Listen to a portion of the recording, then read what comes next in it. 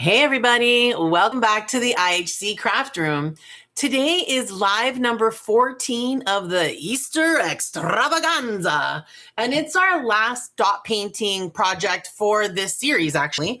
And today we're going to be dot painting this beautiful He Is Risen image. We're going to paint it on this, it's like 9.5 inches, but we'll say a 10-inch wood round that I picked up from the dollar store.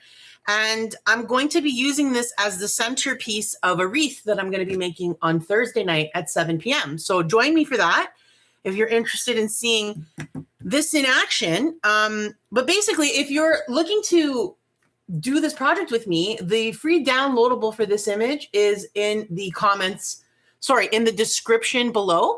So go ahead and take that download and use it for this purpose. Now, in order for this to be big enough to fit really well on the wood round, I actually blew it up to 150% when I printed it out. So keep that in mind. You might need to adjust as you're going. Hi there, Cara. Welcome. So go ahead and grab your stuff if you're going to dot along. And if you're going to chill with me, get comfy, grab some snacks. This is going to be fun. So I'm going to get started by painting the base.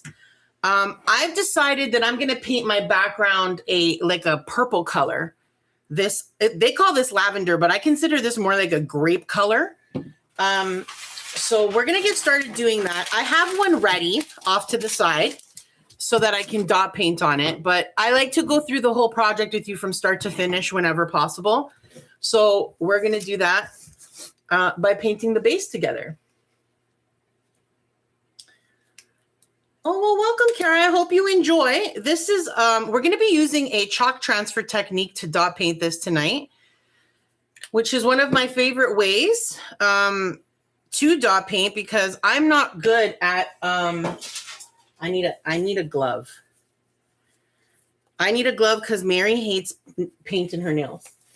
As I was saying, I like to do this chalk paint transfer because I'm not good at drawing. I'm not a good drawer. So this offers me the opportunity to be able to basically put any drawing I want on any surface I want by transferring it with chalk. Although I have to try transfer paper one day. I've never used it before, but I bet you that would be good too. Anyway, I decided I wanted to use this purple color because it would really work with my plan for the wreath that I'm going to be making on Thursday night. That wreath is going to be made out of deco mesh, and it'll be using purple, gold, and white as the colors. So this will go really nicely with that color palette. I'm going to need more of this paint. I always enjoy painting backgrounds, but I kind of suck at it. I end up like showing a lot of my brush strokes and stuff, and I don't particularly care. If it's something that bothers you, then I would definitely practice more. Go slower, be more patient, maybe use a different paintbrush. But the base that I'm going to be using that I pre-made for this, I actually did 2 coats of paint so that it would really cover the wood surface. Usually when I'm painting on wood, I try to use chalk paint for my background. Chalk paint is very forgiving and it's really good at self-leveling. So it helps kind of fill in the grooves of the wood, which is useful because wood is very thirsty and will suck that paint right into its grooves and grain. And then your dots won't be dots. They'll be kind of like wonky dots. So anytime you have the opportunity to use chalk paint, I highly recommend it, but I'm not using chalk paint right now. This is straight acrylic craft paint.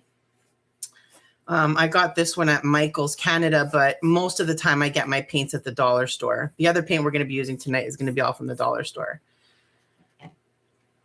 Anyway, the number one thing I would say about dot painting on your background, first of all, make sure you let this dry very, very well.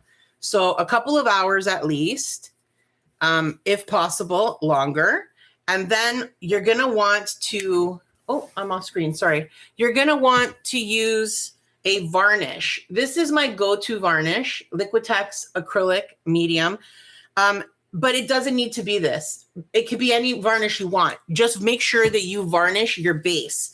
And the reason for that is because if you make a mistake, it will make your life so much easier if you have the varnish in place, because that means when you try to clean that spot, you're not going to pull your paint. You're going to hopefully just pull up the thing that you made the mistake on. So this is the base I already prepared. I've pre-painted and varnished, and I have it a little bit elevated. It's sitting on a very fancy stand, my painter's tape.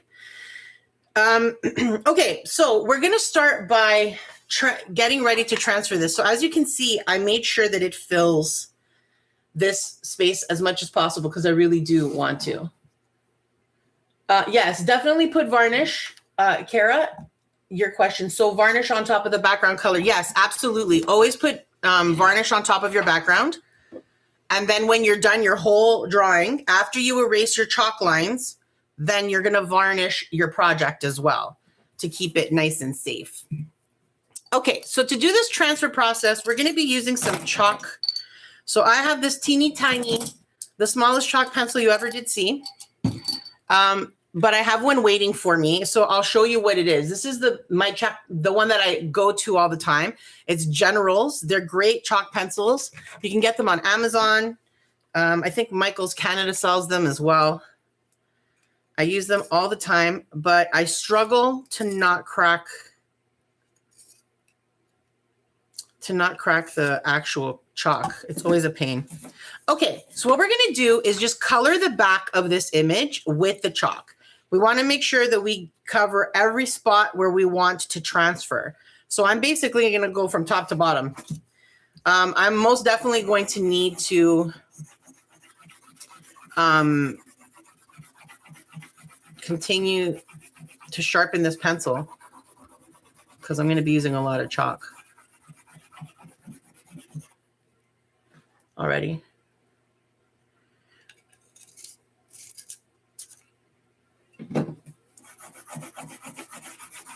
Now, if you can freehand draw, go ahead with your bad self. I cannot. So this technique has served me so well. I've made so many beautiful projects by transferring an image over and then dot painting it. It's awesome. And it's fun. I enjoy it.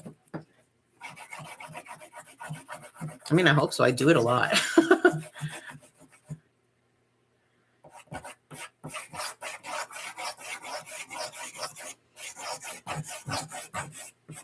This is hurting my feelings.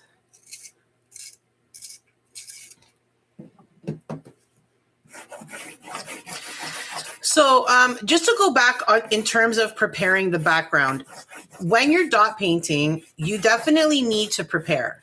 This is not something that you're going to necessarily, I mean, if you want your project to last, this is not something that you're just going to randomly start painting. If you're painting a background, if you're painting directly onto something, like if we were painting directly onto the wood and didn't want the background painted, that's a different story.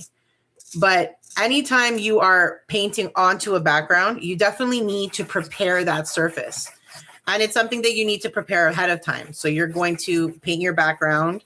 You're going to let it dry really well. What's really well to you? I mean, on the bottle, it probably says several hours. But honestly, 20 minutes later, I would do a second coat. And then after that 20 minutes passes, I'd probably let it sit for a couple of hours. And then I would start a first layer of the varnish. A thin layer. You don't need a thick coat of layer. You don't need a thick layer of it, but you do want to make sure you cover it really well. And then you're going to do a second coat as well, also thin. And that will protect the base of your project. It will make it so much easier for you to erase mistakes and keep that background in place. And also, it will make it easier for your dots to stay round and not get pulled into those, you know, warped kind of shapes because the wood is sucking up the paint. So I highly recommend you do that. A little bit of preparation goes a long way.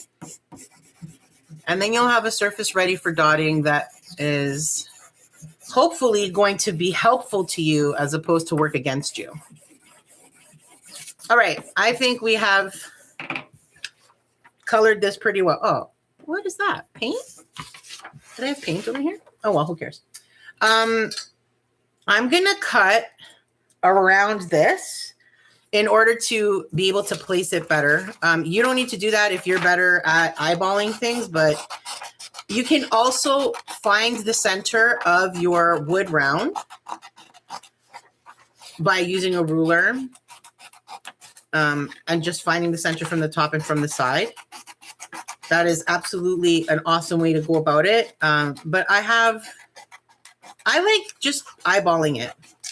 I like to embrace the things that don't go right when you're hand making something. I don't believe in everything being a mistake. I think a lot of things really, you can just incorporate and move on. It's not a big deal. So being a little off center doesn't bother me. That's how you know it's handmade.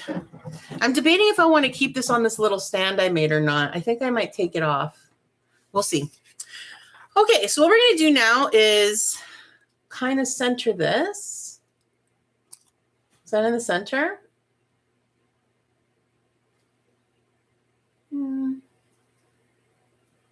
That's not bad. I'm happy with that. His head and his feet. I think that's good. Okay. So now what we're going to do is we're going to trace this image and use a certain amount of pressure so that we can get the chalk that's on the back to transfer onto our background. I'm going to be using a dotting tool for this. You can use anything you want. In fact, I would also recommend maybe using a pen or a pencil, and that way you can see what you've already done. But I can't imagine doing that because I'm so wonky. It'll be all over the place. It'll look terrible. So I won't do that. But I'm going to be using my dotting tool. You can use the back of a paintbrush. You could use, like I said, a pen or a marker or a pencil or something. Or if you have a dotting tool, you can use that. Now, the number one thing you need to remember before you start transferring is make sure you have it in the spot where you want it. And then you're going to be using whichever is not your dominant hand, because I am right-handed. I'm going to be using my left hand to hold down the image. And we want to try to keep it in place as much as possible so that you're not accidentally shifting it. Trust me, you'll thank me later, because if you miss a spot and need to go back, if you still have your hand on it, then you won't have to worry about lining things up again. And it's a nightmare to try to do that. I've done it more than once. It's not a good time. So, okay, we're going to use the hand to plant. And then I'm going to have to try to remember where I start so that I cover everything. So I'm going to do the lines in the background at the end. I'm going to start by outlining his entire outline, I think, and then I'll start feature by feature. I'm happy with where this sits, so I'm going to go ahead and start.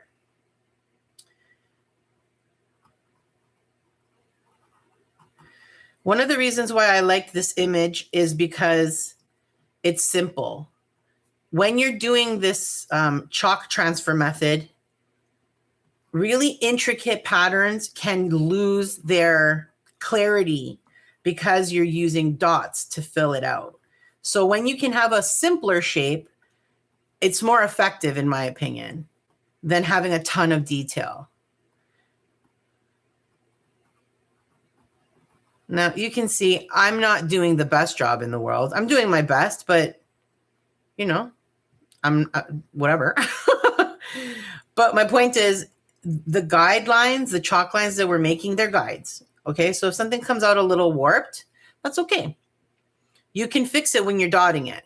You can adjust it. You could use your chalk pencil after the fact to kind of shade it or fix it. Now let's make sure that this is working. Beautiful. Okay, so I did his shoulder and his head. Let's keep going down and do the full outline. And then we'll come back and do the robe. So the reason I was pointing this out is because there's no definition to his fingers, right? There's no definition to his face. He doesn't have any features. I like that. First of all, I like the simplicity of it. I just think the image itself is beautiful. But again, it also lends itself to an easier time doing this project when we don't have to worry about, defining every toe when you're using dots. That's asking for a lot. Trust me that you will notice if you miss something afterwards. So we're going to come back multiple times. I'm going to be lifting the paper to make sure that we got everything. Because once I remove my hand from this and let this image move, I don't want to have to touch it again.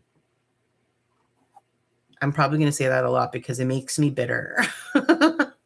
Makes me a little salty if I have to go back and then try to line up everything. It's not a good time.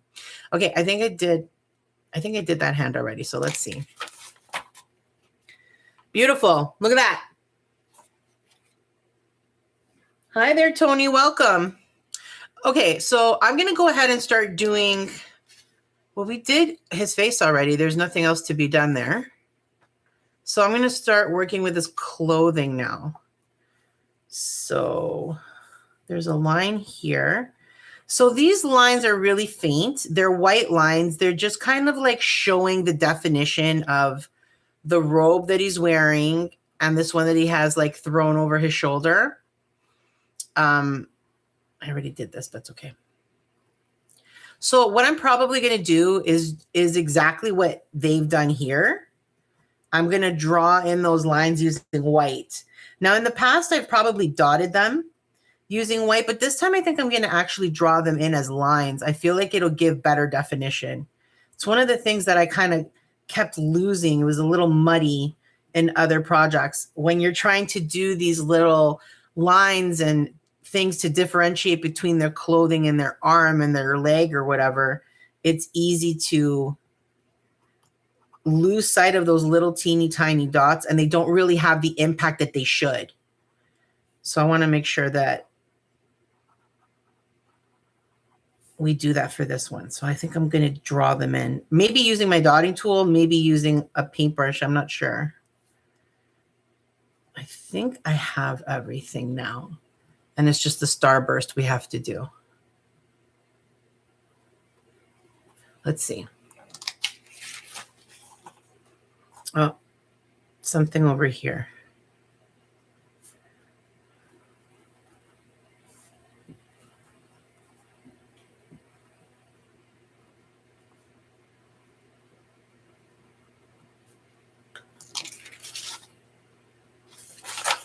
What do you think? I think the sleeve. Aha, I missed the sleeve.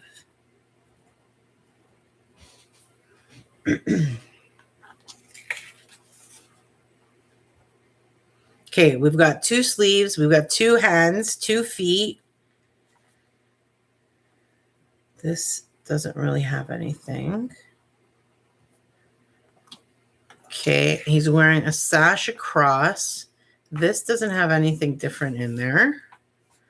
How about here? Those are just lines. I think we got it all. All right, I'm going to do the starburst now. These in particular are going to be the funniest because good luck trying to make a straight line. I really suck at it. So I really love this technique. It's really simple. It's very beginner friendly, and it gives you a lot of options. It's kind of like the sky's the limit. Whatever you want to dot paint, you can dot paint it with this. As long as you can get an image of it, you're good to go. I love it. My gosh, I've made so many different things.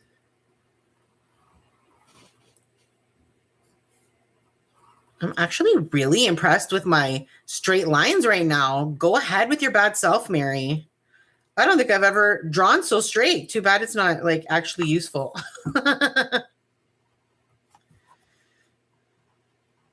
Okay, I'm still trying not to move this paper because I do want to have one final look before I remove my hand.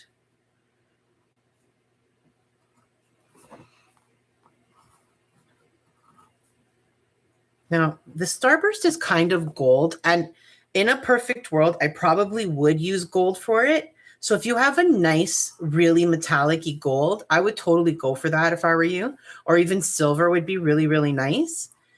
But I don't really have one that I like too much. So I think I'm going to use a really bright, like yellow. Because again, it's like a, I don't know, a starburst, a sunburst, whatever. Okay, are you ready? Are you going to see? if I manage to do it without. Not bad. I'm really happy with that. What do you guys think? I think we got everything. Okay, let me check again. Face, neck, arms, sleeves, hands, feet, legs. This over here. Oh, I moved it a little. See what I did? I bet you this isn't going to work now. I could have sworn I did this like 1,700 times already.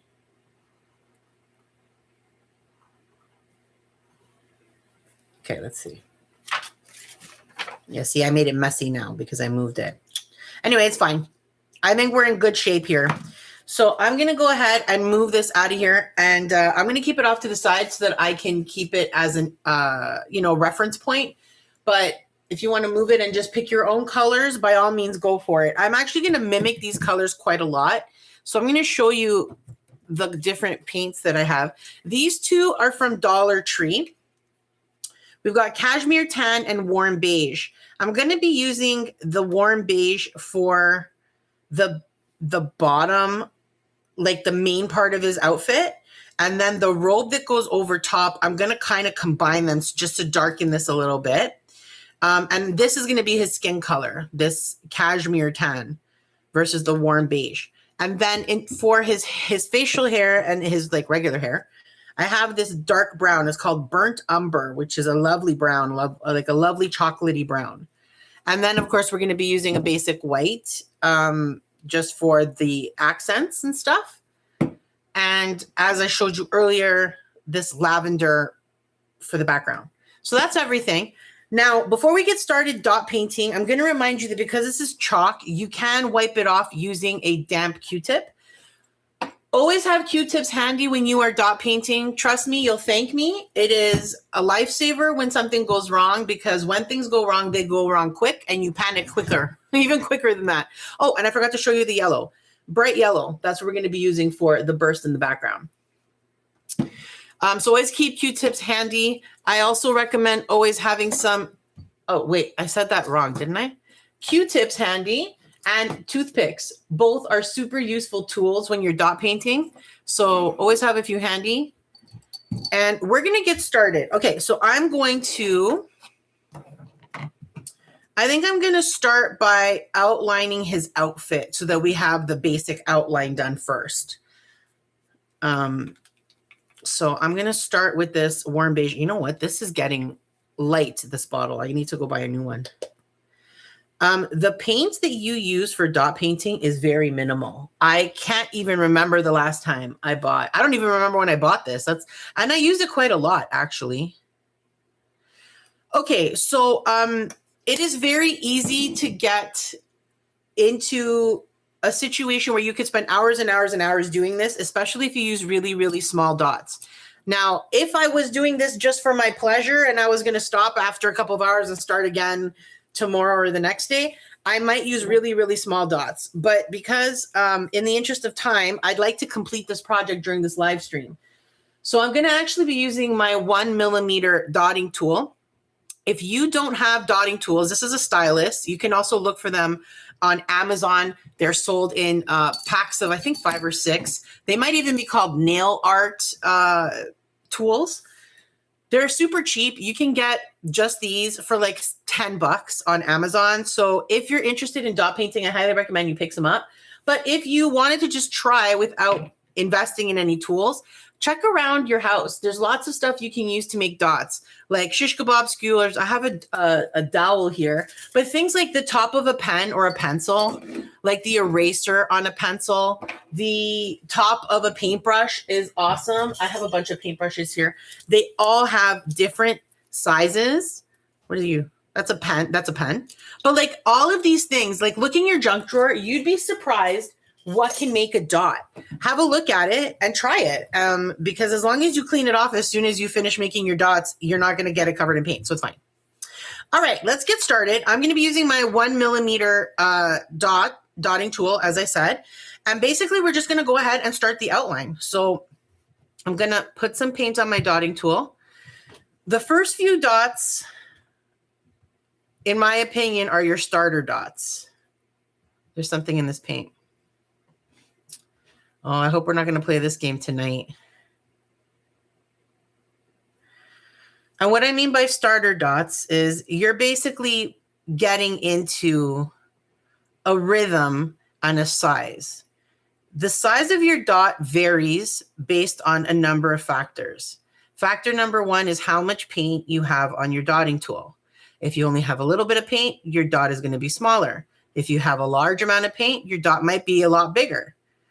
The dotting size, the tool that you're using is obviously also incredibly important. The bigger the dotting tool, the bigger the dot, etc. But combined, the third thing is pressure. How much geography are you covering? When you place your dot down, are you resting the entire dotting tool?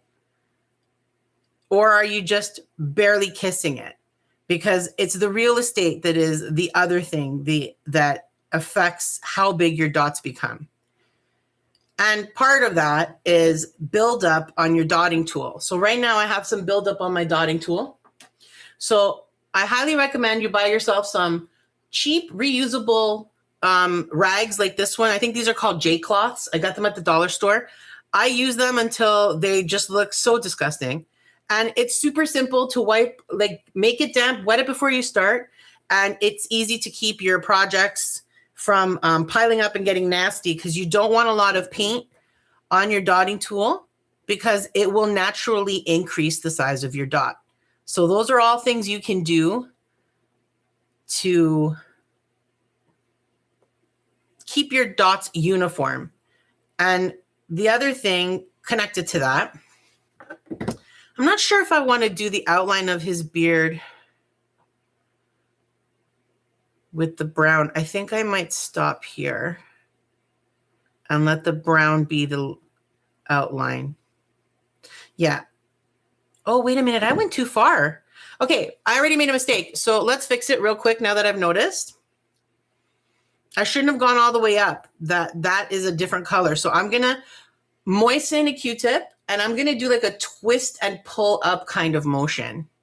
And we're going to grab those that do not belong there. I think that's good, actually.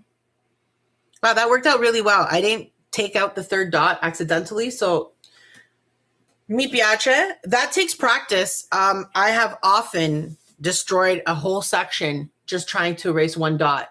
So keep in mind, it's not always the right move to clean up a mistake. Sometimes leaving the mistake is the right move. But for now, I am going to keep moving. So as I was saying, one of the other factors involved in the size of your dot is this going back and forth to my paint source. I'm constantly refilling my dotting tool with paint. This is really important because if you don't do that and you just continue dotting without refilling your dotting tool, then what you're going to be doing is diminishing dots. It's called walking the dots. It's a technique that I use very often, and it's a lot of fun. But it is not going to make your dots be even. They are going to be uneven. Okay. Not uneven. They're going to be diminishing. They're going to be getting smaller and smaller and smaller. But we're going to probably do that at different points in this project. But for now, we're focused on same size. And I'm not going to outline the sash. I'm going to use the darkened color for that. Oh, I just realized I don't have my paint pods over here. I'm going to have to bring them over. So let's keep going. I'm going to leave this open. I think I'm going to go down and I'll do the sleeve. Yeah, let's do this. If I do the sash, then I can't do the sleeve. I have to stop right here. Okay, let's do that. What I'm debating about with myself is which part is going to be the color outline. So right now I'm using this creamy color because I'm dotting the outline of his garment. But the sash is a different color. So if I dot the outline using this color, I don't like that. I'd prefer to have the color that is the sash be on its own. I'll have to show you. It's kind of hard to explain because you can't outline everything. Some things have to be just filled in. Okay, so these lines are going to be white in the end anyway. I think we're done on this side. Yeah, we're going to move on to this sleeve over here. Am I going to do this part, or am I going to let I think I'm going to let the sash be the outline.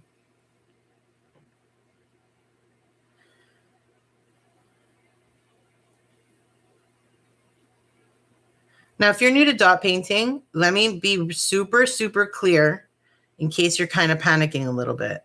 I'm dotting really, really fast. You should not be dotting this fast. If you're new to dot painting, you should be taking a breath between each of your dots and giving yourself a lot of time to focus on the space between each of your dots and the colors that you're using, and really embrace the process and the repetition and the meditative kind of quality of dot painting. Don't worry about rushing and going fast. I've been doing this for a really long time, so I go fast.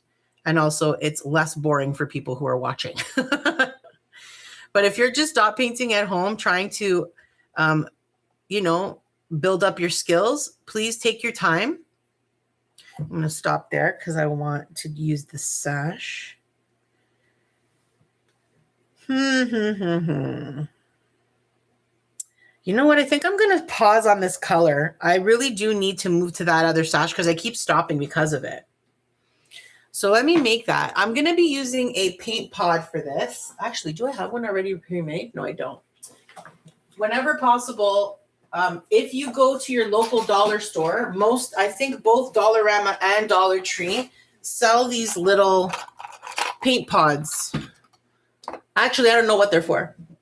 But I use them for paint, and they're excellent for paint. They're great to mix your colors in because they are airtight, so that you can mix a color today and keep it for the foreseeable future. Okay, so I think I'm going to darken this up a little bit. I don't have a lot of this paint, so I need to be conservativo. And I'm going to mix in the cashmere tan to darken this up a bit. Let me use one of my shish kebab skewers.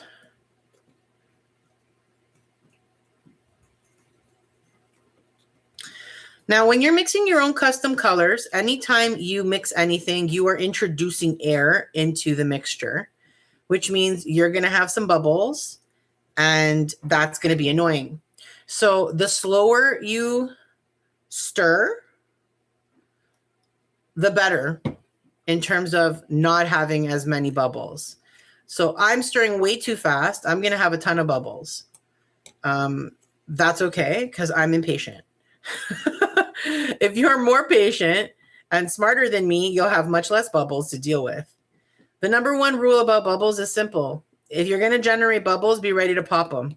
Because if you don't pop your bubbles, they will pop on their own and you will hate yourself. No, it still needs to be darker. I want to have at least a certain amount of contrast without it becoming the same color as my cashmere tan, because that's going to be the color of the hands. Doesn't mean I can't darken it if I have to, but I'd rather not. I might put a drop of brown in here, actually.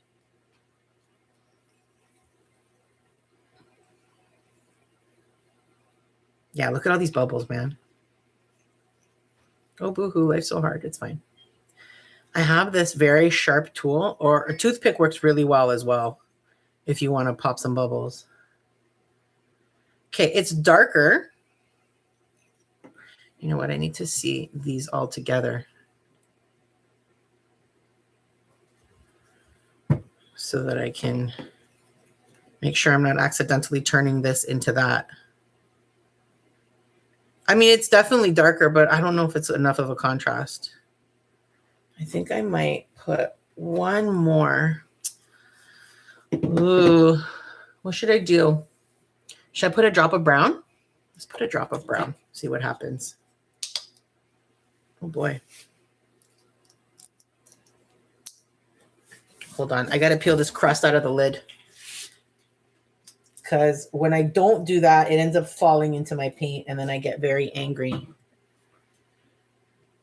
And now I got paint all over my hands. Another tip from me to you, because trust me, I've done this many, many, many times. Keep an eye on your hands. It's so easy to get paint on your hands and not realize it. And then you touch the wrong spot on your project and you hate your life. Just a little bit of brown.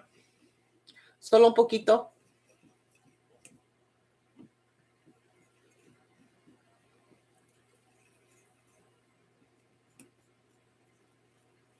Okay, actually, I think that was a good idea. I might even put a little bit more. Actually, I think we might be at a good color here. Let's see. Oh, I think that's enough contrast between this and that.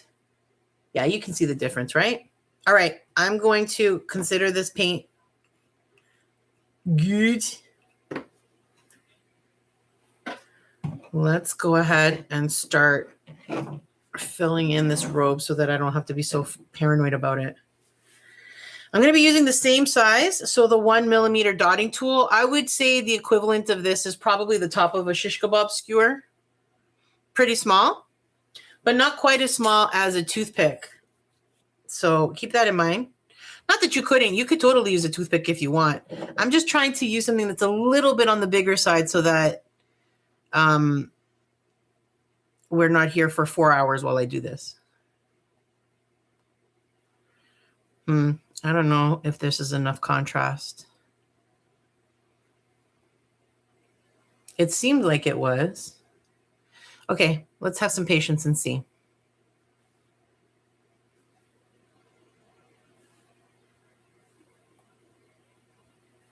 Now, as you can see, I do leave a space between my dots. There are tons of dot painting artists available on YouTube that are incredibly talented, super experienced, and have been doing it for years and years. And they place their dots so close that even the Holy Spirit can't get between them. And good for them. I don't have that kind of skill, nor do I want it. I find it fun to leave a little bit of space between my dots. It gives me the opportunity to see the background color come through a little bit more. And I do want that. I consider the background color of all of my projects part of the palette. So if I have purple in the background, it's because I want purple to be visible. So I'm going to leave spaces. I'll leave a lot of negative space. Ooh, I put that one super close. Okay, I'm going to keep an eye on it and see if it turns into a blob dot. A blob dot is what I call it when two of your dots decide that they want to become one. As the Spice Girls would say, when two become one. Do you guys remember that song? Oh my God, I'm so old. Okay. Am I doing the right thing? Yes, I am. I just want to keep an eye and make sure that I'm not getting distracted because I'm talking so much. We're doing this whole line all the way down with this. Now, you don't need to move your project around the way I am. I personally like doing that because I find it easier for me to reach things. And also, my brain handles it better when I can, I don't know, reposition it in a way that I'm like comfortable. I don't have to feel like I'm worried that my hand is going to touch something it shouldn't.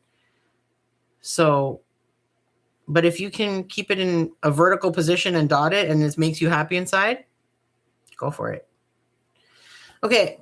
Do you see a difference in color? Because I barely can.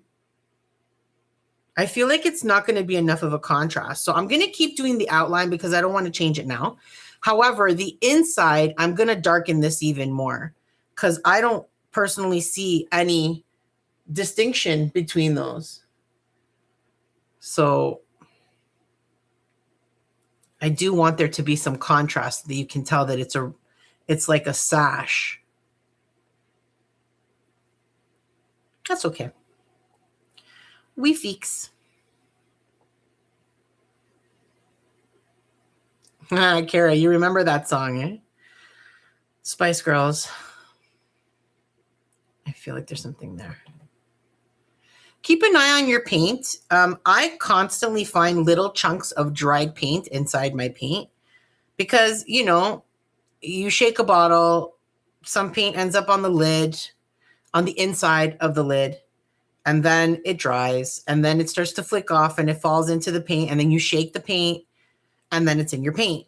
So be aware when you're dotting that if you get a little chunk of something in your paint and you think, no big deal, no one can see it, trust me that it'll be visible when it dries. Because when the dot dries and it levels out a little bit, that little piece of paint that's stuck there is going to stick up like a little mountain, which is not going to be fun.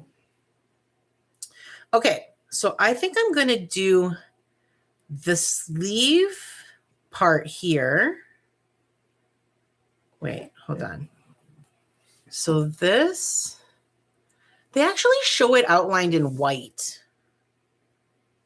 And I kind of feel like that's a good idea, even though the actual garment isn't going to be white.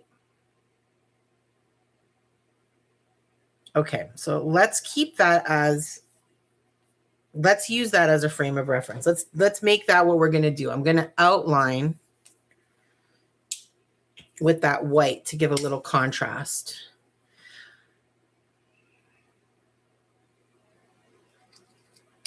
Let's see. I'm kind of jumping from color to color, but it's more about, I want to make sure that I'm not dotting the wrong color because I want the contrast to be visible. So like, for example, here, this should be white, but then this part should be this darker color.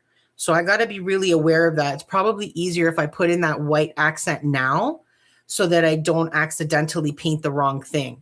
So this part leading up there and curving down here, all of these lines here are going to be white. All right, let's go for it. Now I got to be careful because I've placed myself in a situation where I could potentially touch these wet dots. So always be aware of where you're resting your hand. And if you're capable of not resting your hand and you can hover, all the better. But I am not capable of that. My hands are too weak. I have carpal tunnel and I don't want to. So I just use my pinky or I rest the whole side of my hand on my project. And when I reach the point where I can't do that because there's too many wet dots, then I hover and complain.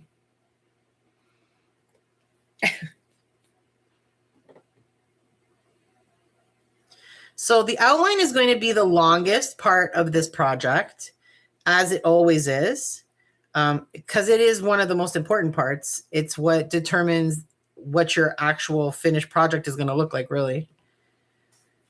Yes, this is supposed to be white as well. But then when we start filling it in, it's going to fill in very quickly.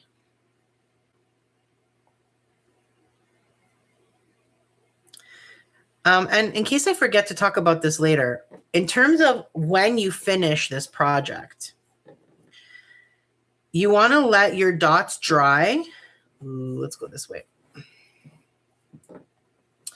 You want to let your dots dry for at least 12 to 24 hours. So tonight I'll leave them overnight, and then in the morning I will erase my chalk lines. And you can erase them however you so choose. You can use a damp Q-tip and go to town like that.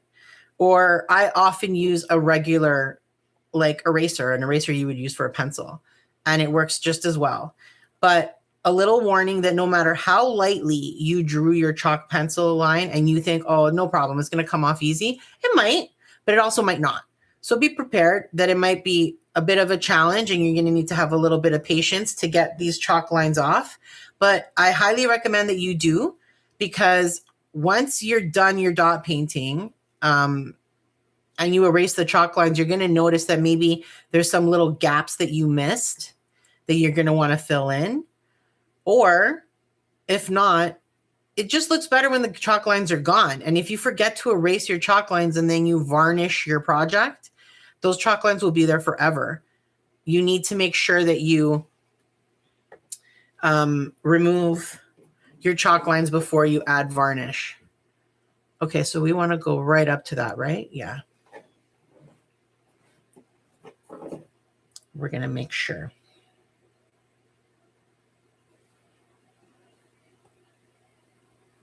And in case you're wondering, how do I know that? It's because I've done it. Anytime I give you a tip on something, odds are I've done it and I've had to live through it. So I remind myself while I'm telling you, basically. All right, we've got our little squiggle done. I'm thinking we're going to do this line and this line. I was going to do them as straight lines, but I'm happy with the way the dots look. Yeah, but I don't know, because once I start filling in the other dots, you won't see them as well. I think I might draw them as lines. It's not something I normally do. Let's try it. Let's see what I think of it. I'm going to use my thinnest dotting tool. I'm going to fill it with some white paint, and then I'm going to kind of use it like a paintbrush.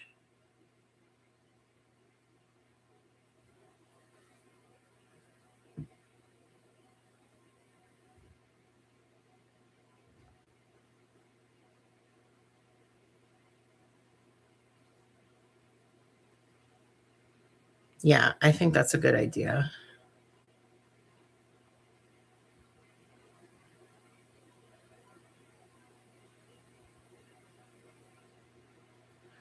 Okay, and this one, I feel like maybe all of these I'm going to do drawn in like that. Let's see what we think of it.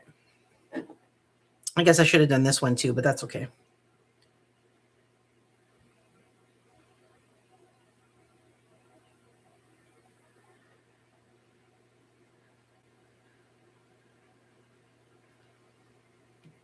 So this is something that I like to practice doing as well, which is another reason why I wanted to incorporate it into my project tonight. Anytime you struggle with some kind of skill, do it more. Put it in more of your projects. So what if it doesn't come out perfect? Big deal. You're going to get better and better and better at it. And then eventually that won't be a thing that you're practicing anymore. You're just good at it. I'm going to curve that a little bit.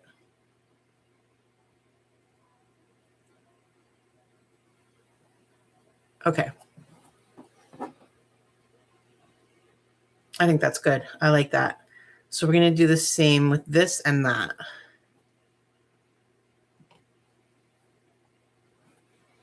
Watch your dots, Mary. By this point, these are dry. They're not like fully dry, but dry enough that if I accidentally touched it lightly, it wouldn't be an issue.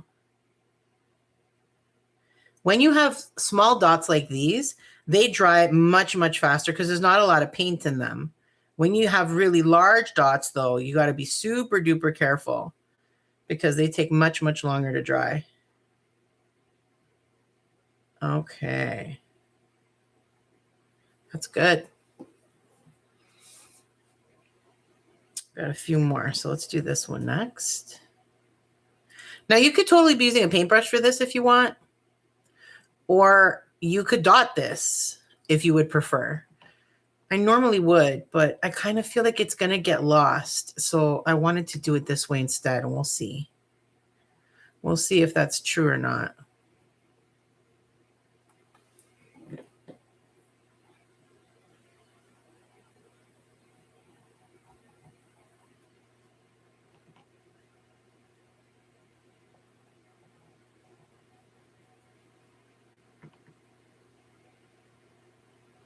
Okay, I don't want to go any further than that. We want to stop there. Okay, where else? We did that one. We did that one. We did that one.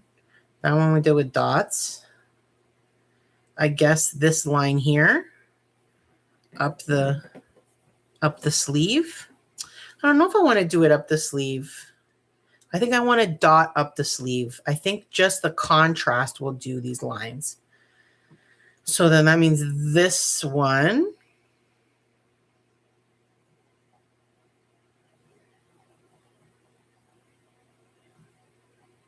Okay. And this is going to be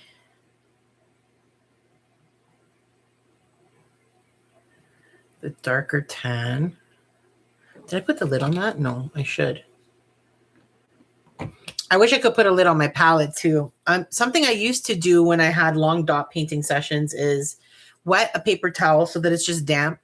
And then you can rest it over top as you're working on the colors that you're not using. And it'll help keep them moist. I'm sure there's lots of other easy ways to do it, but I found that was pretty convenient. So I did that a lot in the past when I'm dotting for a long stretch.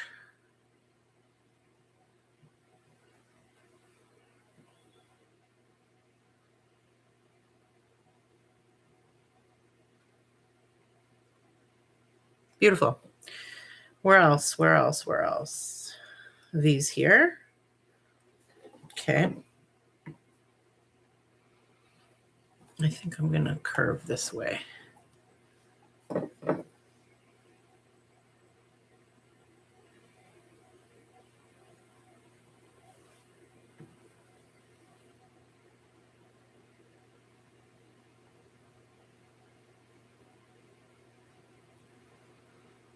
Make it a little longer. That's good. Yeah. Me gusta.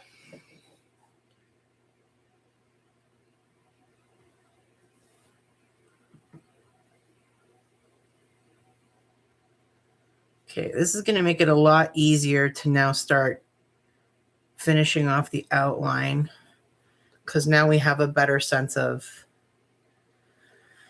all the colors. So now this is going to be that darker brown all the way around, all the way down to here. And then all that. Okay, I think we're good to go. I think I'm ready to continue.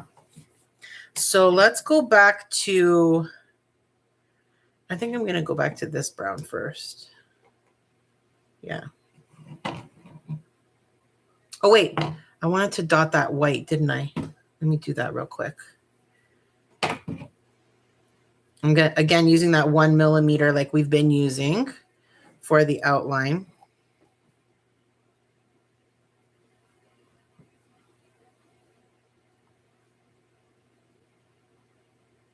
I should have stirred my paint a little bit. I'm noticing that it's a little chunky on the top. Now, here's where I'm going to do a little walk the dots. And what that's going to do is it's going to let it taper off into smaller dots. So I'm going to just put a little bit of paint on my dotting tool. Just one time. And then I'm going to dot, dot, dot. Okay, so we're going to do that. Dot, dot, dot, dot, until it fades into a small dot. See that? Beautiful. All right, let's keep going. I think we're done with the white for now. I'm not sure if I'm going to make a proper sleeve or if I'm just going to leave them as is. We'll see. Let's move on to, move you out of the way, finishing off the sash. Now that it's drying, I can see a contrast between the sash brown and the brown that we're using for like the main part of his ensemble. So hopefully it'll be really obvious when we fill it in.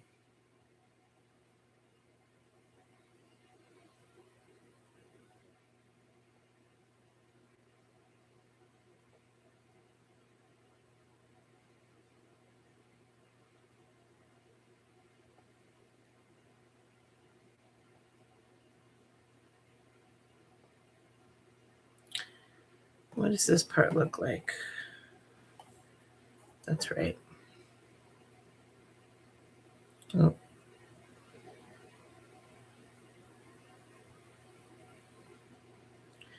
Why did you get so small? Probably because I didn't get enough paint on my dotting tool. You always do want to monitor how much paint you have on your dotting tool. It's very easy for it to build up.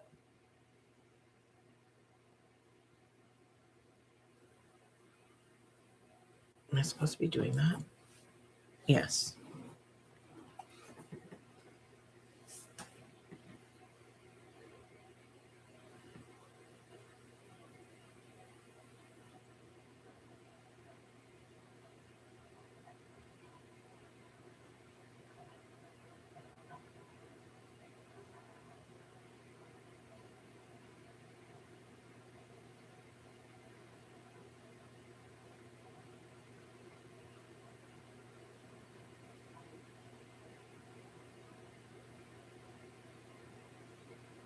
Okay, I'm going to walk the dots to the bottom there.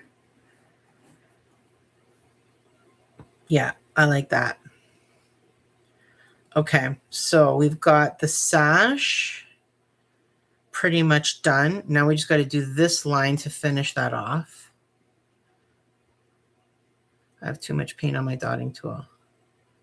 So because of that, I'm going to dot 3 in a row.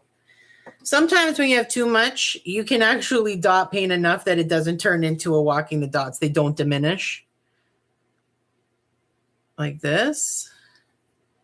But I highly recommend that you stay not lazy and go back and forth for each one.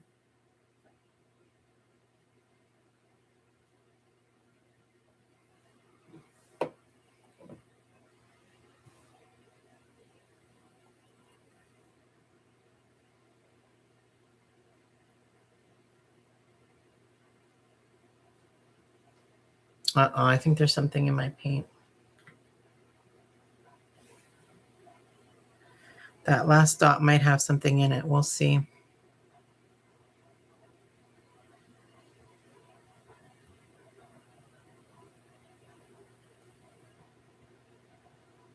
Ah, I see something there. That's annoying.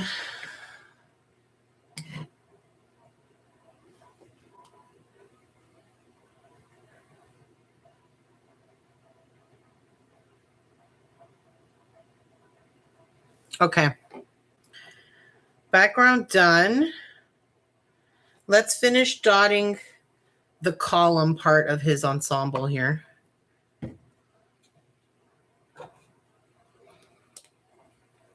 And then we'll do hands and feet, I think. Let me give this a quick stir because it's been sitting here for a while. It's a little crusty on top. Okay. I'm going to take a quick sip of water because Mary's been doing her usual yapping.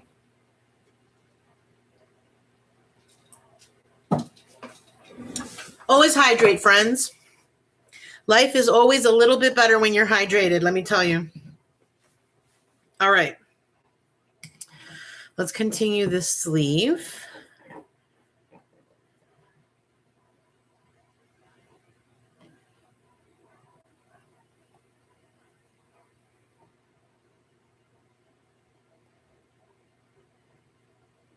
Okay. Oh, fingers dirty. Paint. See?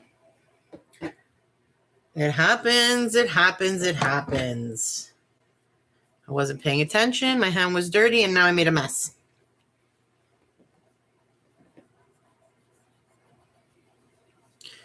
Now, I'm scrubbing. I want to get this paint off. Do you see any purple? Nope. You know why? Because of the varnish. That's why. Trust me, because I recently did a project. What was it? Oh, it was a 4-leaf clover mandala that I did for St. Patrick's Day. And I forgot to varnish on top. And I made a mistake. And when I was trying to remove my mistake, I started pulling up that green of my background. So I'm not making it up. It's happened to me. I swear, bro. You gotta believe me.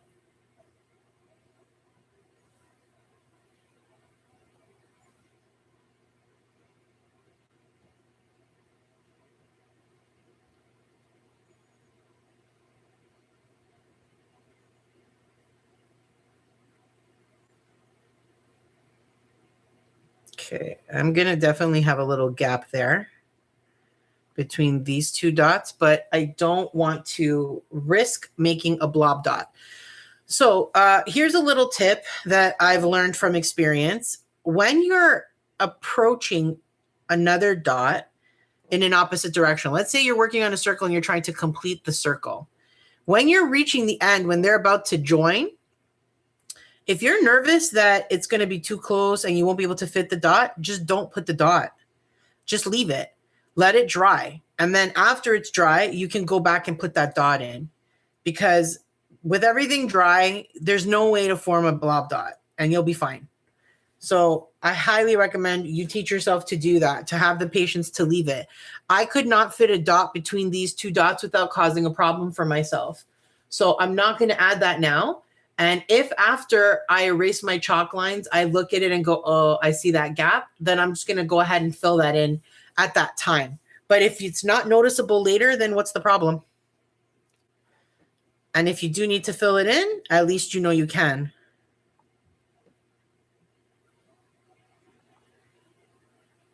This is a good example right here. I am now approaching. Okay. I could probably fit a dot between there right now, but I'm a little unsure. So I'm going to leave it. Later on, if it's dry, I'll come back and add a dot in. Okay, so now we want to do around the feet.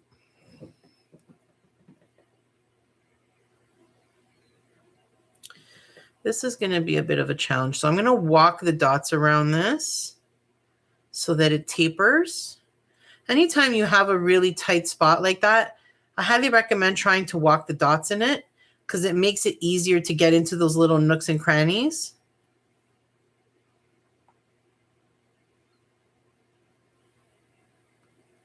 Or you could switch to a smaller size dotting tool to make smaller dots as well.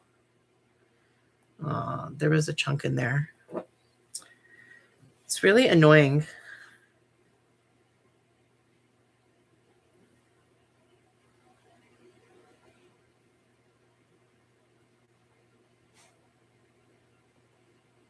Okay. Now this also, actually they make this look the same as that, don't they?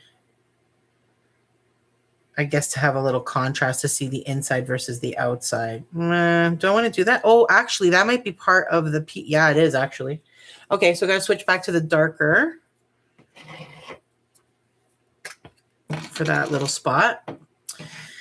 And then we're going to move on to the skin and hair. And then we're going to start filling everything in. Because the very last thing we're going to do is the starburst behind him. That's going to be like the very, very last thing we do.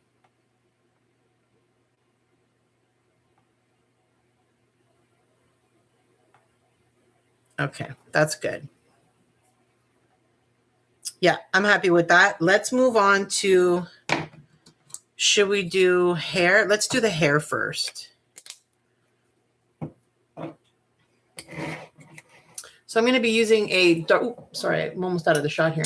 I'm going to be using a dark brown called Burnt Umber. Again, I picked these up. This deco art stuff is from Dollarama in Canada.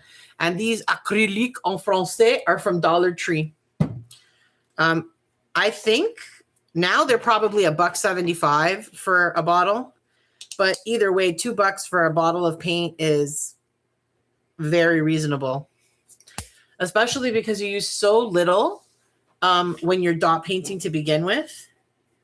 Okay, I think I'm going to do this all upside down. It'll be easier for me not having to worry. I'm also debating, and I think I'm going to go down a size in dotting tool for this. I'm going to go down to my 0.8 millimeter. This is the smallest dotting tool I have. I see Paint Mary. It's the smallest dotting tool I have. However, you can always go a little smaller by using a toothpick. I think the toothpick is always a tiny bit smaller. And we're going to go ahead and start. Now, this is going to be dark, so the contrast will still be there, but it'll be interesting to see if it gets swallowed by the purple. I was almost going to do like a light purple for the background, and I had originally painted it that color, and then I decided no, I wanted it to be a darker, almost grape color. But that also means there's not as much contrast with the hair, but that's okay.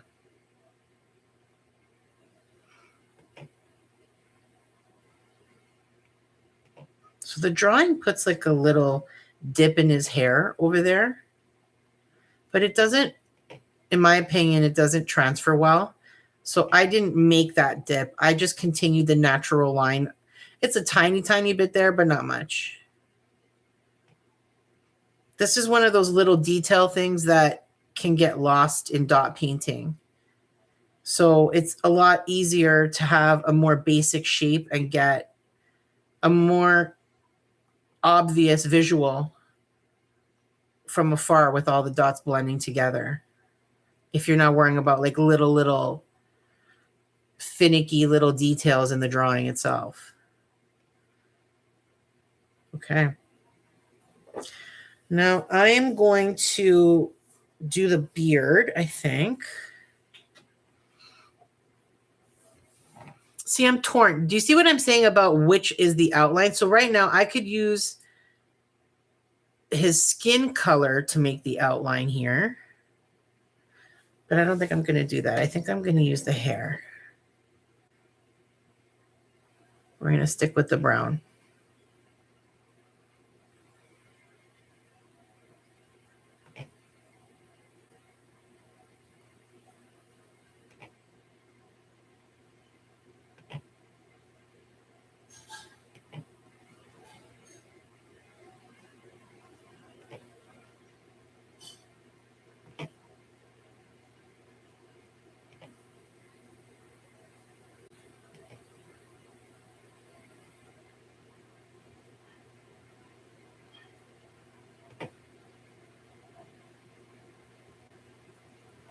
Nice.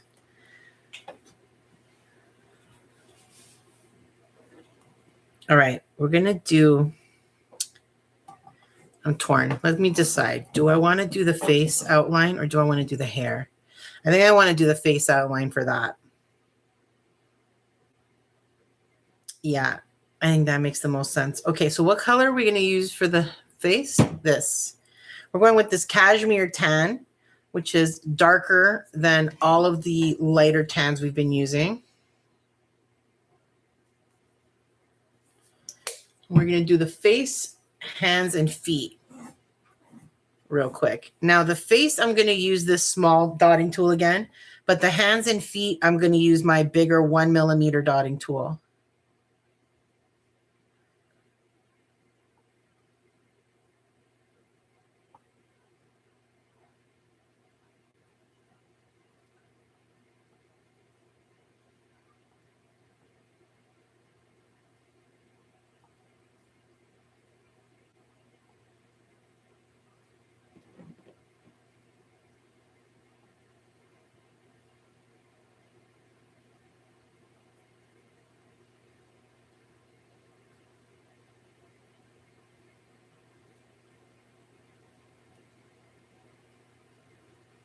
That's a super tight spot there. I don't think I'm going to be able to put any in there after. We'll see. Okay. I've got enough for 2. I made that one tiny, but it fit just well enough. Okay, now let's do the hand. Let me see. What's that? Oh, that's the, okay. So this little finger that they have for the thumb is going to be a bit of a challenge. Oh, I said I wasn't going to use this little one for this. Let's move to the 1mm. Actually, maybe I should use the small one for this. Yeah. I changed my mind. I'm going back to the 0.8, even though now that dot's a little bit bigger. It's okay. It's okay.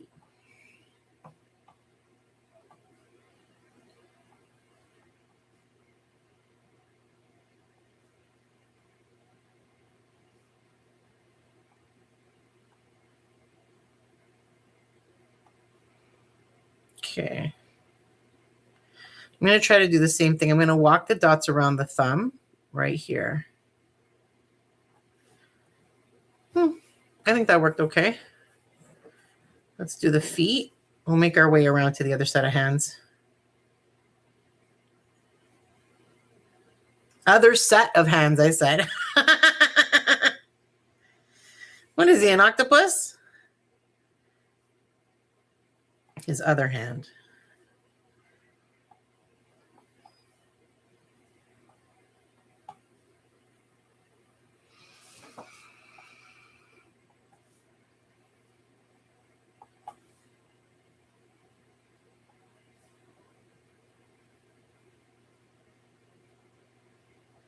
You're getting on my nerves. Move. Scram.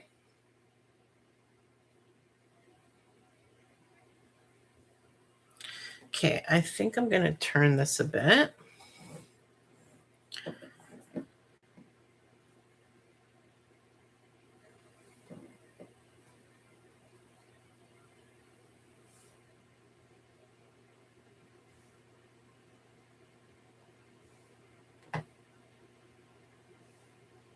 Let's go all the way down. And there's a tiny gap between one foot and the other. And that's going to be really, really hard to show with dot painting. But we're going to try. There's a tiny, tiny gap right there. I don't know that you'll be able to see it, but we're going to give it a shot. So let's try.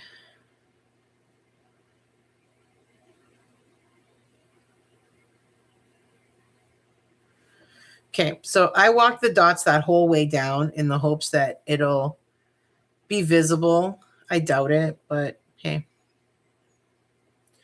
At the end of the day, even if that major detail or definition isn't there, it's not really supposed to be. It's more about the impression of the image that you get when you're doing a dot painted project like this, as opposed to like a mandala or something.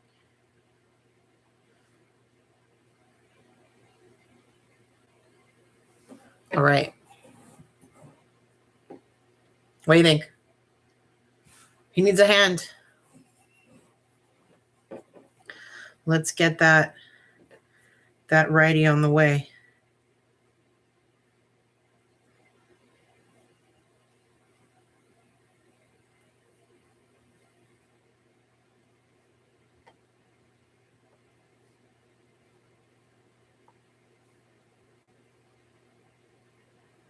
Turn this a bit.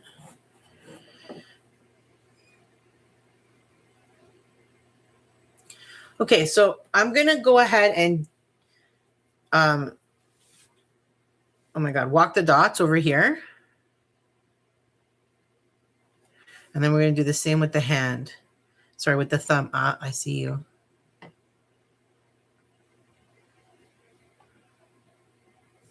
Towards the thumb, we'll start walking the dots. Okay, this next one is going to be a walk the dots. There we go. Our outline is complete. It's time to start filling in. What do you think? I think it looks great. I'm very pleased with that. Okay, let's start by filling in. Well, let's fill in the hair first, because that's dry by now. I would have done the hands and feet and face first, but I want to make sure all those dots are dry before I start filling them in. A little bit of water. Okay. So since we're filling in the hair first, and the hair is a really small section, we're going to be using small dotting tools for this. For the rest of the project, we're going to be using bigger ones. Not a ton of bigger ones, but a few bigger sizes to fill in the big spaces. But these little small spaces, we don't want to, if possible, I'm going to try to not overlap any of my dots. Okay, I'm going to be using my 2mm dotting tool, which is, you know, a bit on the bigger side. And all we're going to do is put random dots within the hairline. Okay, just like that. Spread them out. A big one here, a small one there.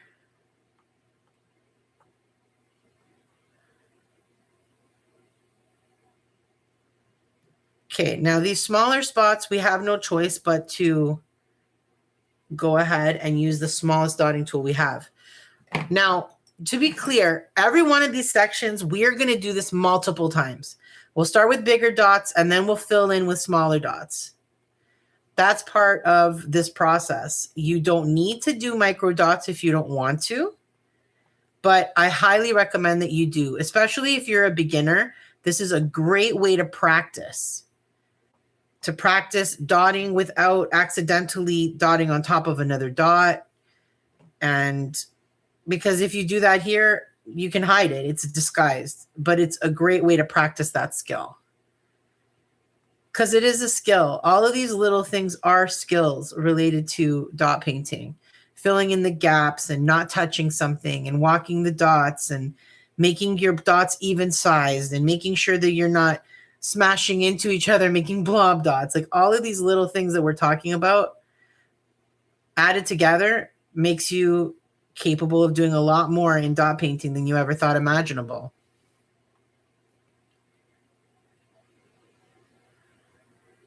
Okay, a couple more over here. Just want to be very careful to not dot on top of my other dots. Okay. We'll go back and do a little bit more later, but you can already see how that's doing so much for it, right? You can see now that that's hair. We're going to fill in his face as well, but not just yet. We'll give that a few seconds to dry. Actually, I do want to fill in his face and his neck, so let's go ahead and do that next. I'm going to add a little bit more. Again, we're using cashmere tan for this one.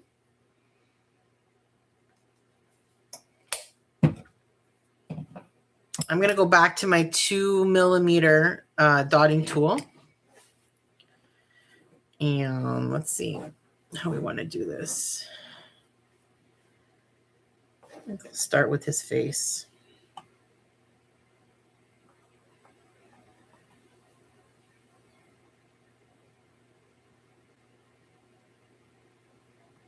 Okay, I'm going to leave it at that. And then we'll come back and fill it in more.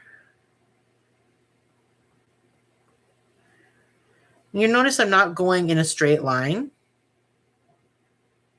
I'm kind of like going everywhere because we're going to fill in every spot. All right. We're on the move. Let's get these hands and feet done as well, since that's this color.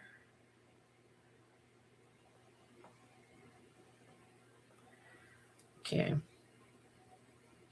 I just flipped my dotting tool over to get to what I think is a 1.25mm because these hands are small. So this big 2mm is a little too big.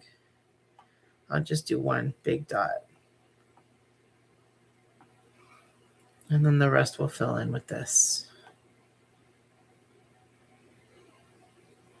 Okay, we're going to come back to this when it dries a little. And we'll fill in a little more. Okay, we're going to do the feet. Same deal.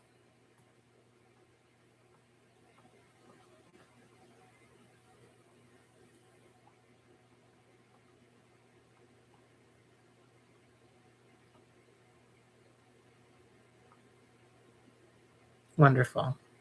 This one's going to be too big for the second foot. So I'm going to go to that 1.25mm on the top instead. I'll make that the biggest dot.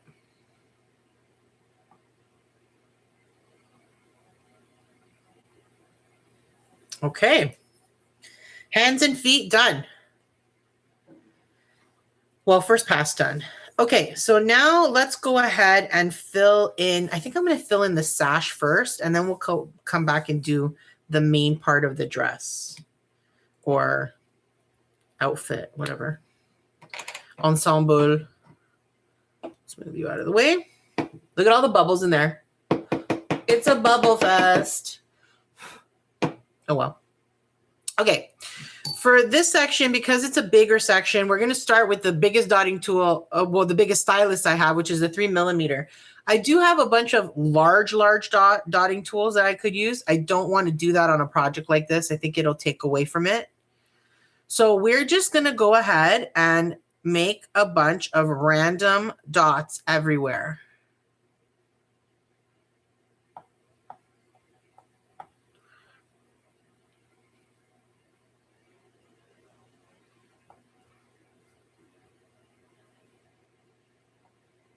I think there was a chunk of paint in that one. And I am clearly seeing some bubbles in my dots. So we're going to take care of those in a second.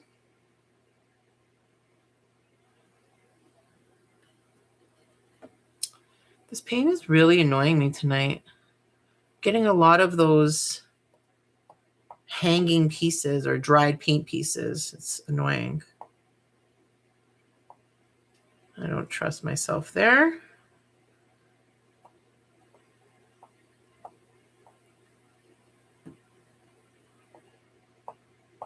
So this is what I mean by the first pass. You see how there's so much room in between all these dots? I'm doing that on purpose. It makes it easier. It lets them dry faster. You don't have to worry about accidentally blob dotting something. And then afterwards, we're going to fill it in with a bunch of little dots. Now, you don't need to do that step if you don't want to. I personally think it's what makes it go from, I'm not really sure what that is, to, oh, I see it now. Bubble with the bubbles. Makes me think of what? There was a Finding Nemo. There was that chest. I think it was a crab or something. And he kept going, bubbles, bubbles, my bubbles, my bubbles. I think it was a crab. I don't know what it was. Some kind of fish.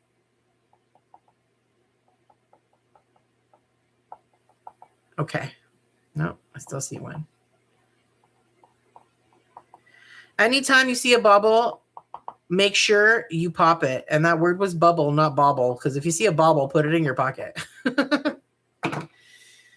But if you ever see a bubble, make sure to pop it. Because if you don't pop it, it will pop on its own. Probably when your paint is mostly dry.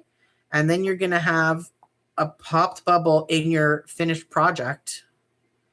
Which is not my idea of a good time. But if it blows your hair back, go for it. I want to make this one bigger. Okay, we'll come back for the second pass shortly.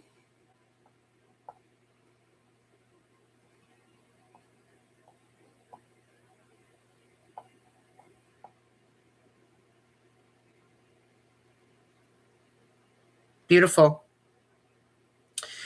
This is also that color.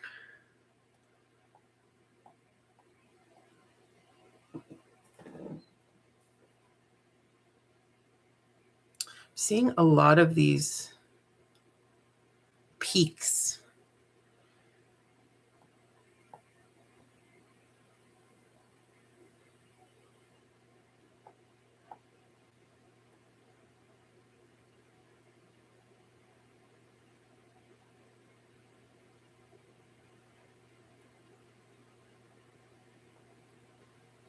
Okay. I'm pleased with that. Let's go ahead and pop these bubbles because there's plenty of them.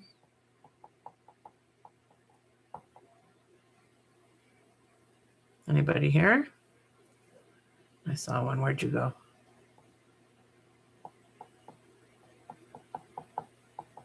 Annoying. But you see, this is what you get for stirring your paint too fast. FOFA, guys. That's what's up with that. Okay, and also in here, I think we need to do a dot, if I'm not mistaken. Maybe not this big one. Let's go to the 2mm.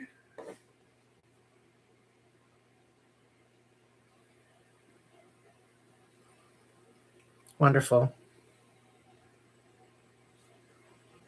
All right, we're in good shape here. Let's go ahead and start the gown. Wait. And we'll fill that part in. And then we'll start the second pass on all of it. We're about an hour and a half in, which is about right.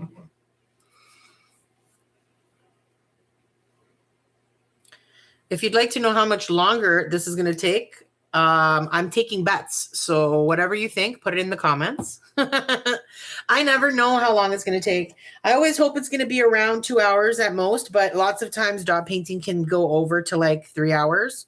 Actually, I don't think I've ever gone to 3 hours, but definitely 2.5 has happened more than once.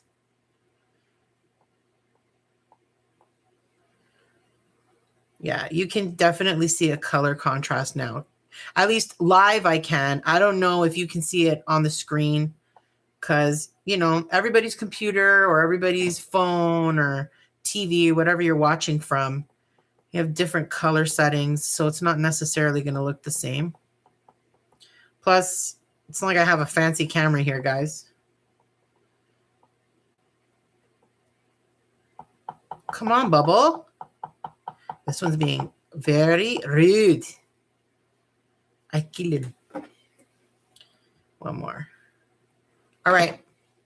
Let us continue.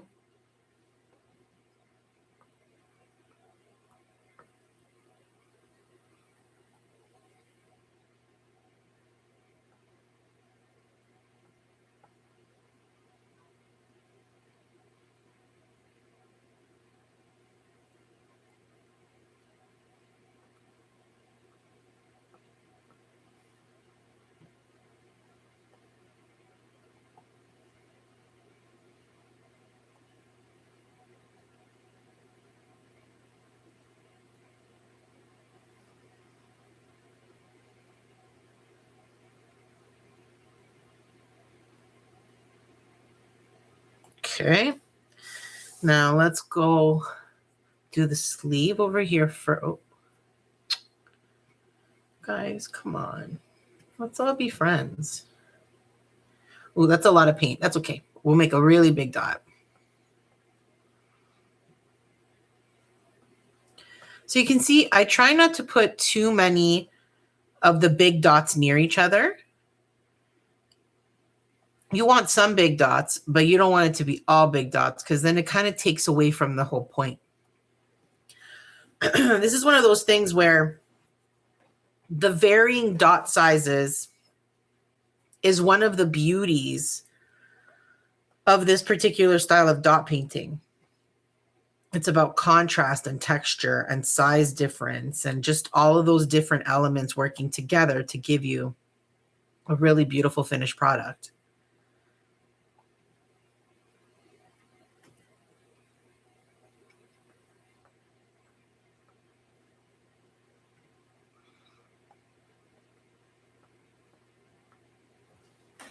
I need a sip of water. I'm about to cough. Pardon me.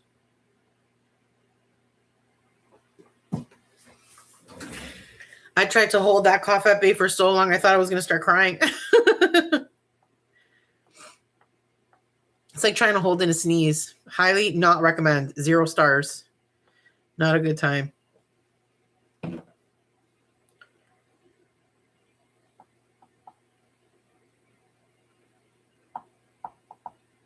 Oh, this one's got a ton of bubbles, eh?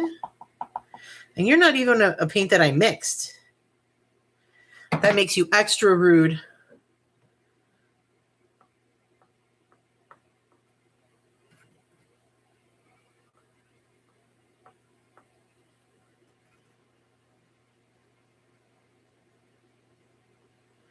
Those are a couple big ones.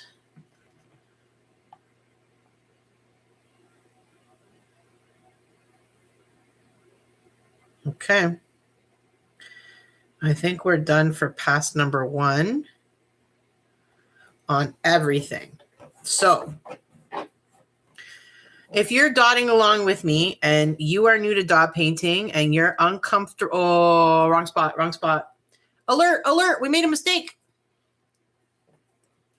Okay, damp Q-tip, twist, pull.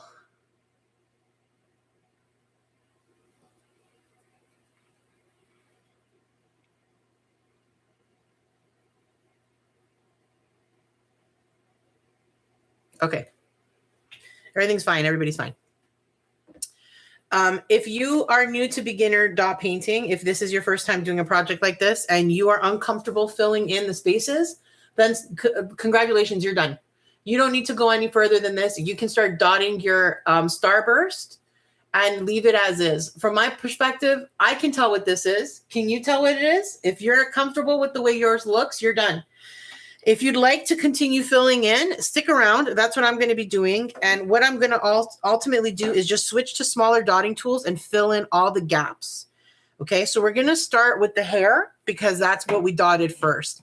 I'm going to give everything time to dry a little bit, and then we'll go in with real detail. So this hair, these dots are super duper dry now. They've been here for a while, and they were never big dots to begin with. So they're going to be fully dry. Make sure my paint is not crusty. I'm going to be using my 0.8 millimeter dotting tool, which is the smallest one that I have. I hate when my ring spins around like that. So that's what I'm going to be using. And I'm basically just going to try to sneak in dots anywhere I can. They're going to be micro dots because I'm using this 0.8 millimeter. And really it's just because I want some of the purple to show through. It's the background. It's meant to show through a bit, but you don't want it so much to show through that you can't tell what your image is. So we want to make sure that you can tell that this is brown hair, it's facial hair, all the nines. Yeah, not much in here. I already put quite a lot earlier. Okay, I'm done. I'm not putting anything more for the hair. I think that's fine. It's very noticeable. Actually, there's one spot I'd like to fill in a little bit, which is right here. Good. That was easy. Done. All right, let's move on to the face. The face is this darker tan here, our cashmere.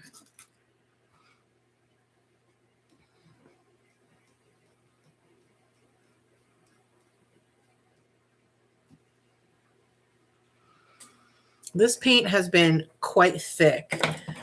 Now, if you use paint often, you can totally buy yourself some paint mediums and thinners that you can mix into your paint to get the perfect, you know, texture and consistency. Oh no, I'm on the wrong side here. I'm on the top, which is 1.25. We want to go to the bottom, which is the 0.8. I want the smallest one possible. And I'm going to go ahead and fill in as much as I can. Now, because the first round of dots, the first pass is already very dry, if you accidentally dot over top of a dot, that's totally fine. No one's going to know. Like it's not going to create a blob now because the dot underneath it is dry.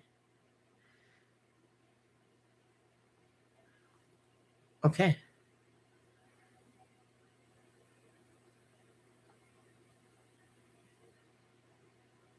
Beautiful. Now let's do the neck.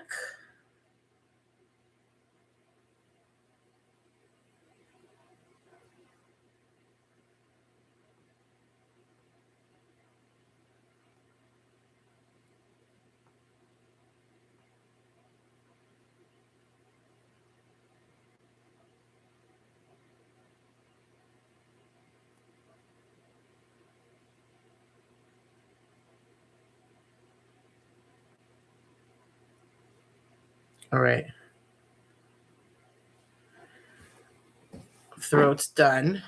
Let's see how that looks. Much more filled in, right? You can see the contrast way more. Let's go do the hands.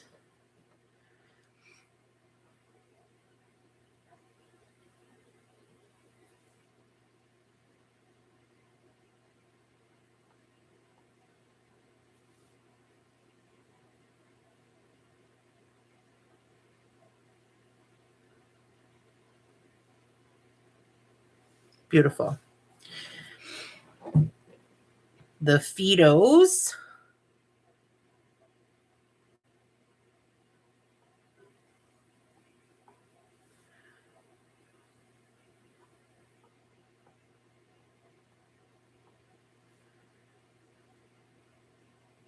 The good thing about using this really small dotting tool is that if you load it with a lot of paint from the top, like if I put a lot of paint on it right now, I can get some pretty bigger dots. And then when it dwindles down to that 0.8 micro dot. So it gives you a lot of variety if you add that extra bit of paint. A little bit more versatility. Instead of just being able to do those micro dots, you can do some small dots and then lead into the micro dots. Okay. Let's fill this guy in too. Remember that little gap I told you about there? You see how hard it is to see it now? It is really hard to see. It's entirely possible that at the end I might go in and put a little bit of white there, but sometimes I feel like that makes it worse. You can just assume that he's like this with his feet. All right. I feel like we are as fully dotted in here as I can get. Yeah, I'm done with you. Let's go to the hand.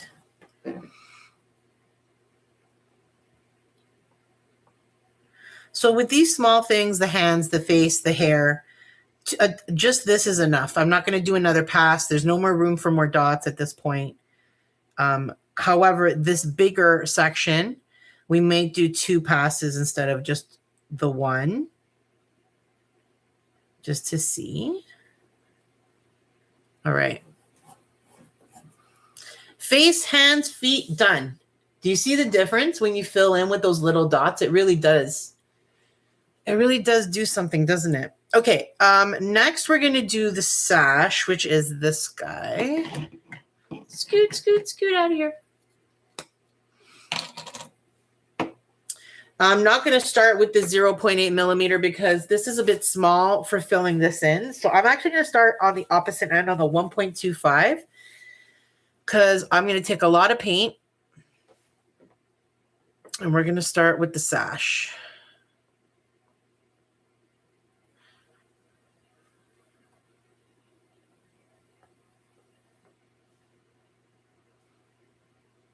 Yeah, I can see myself coming back for one more pass. We'll see.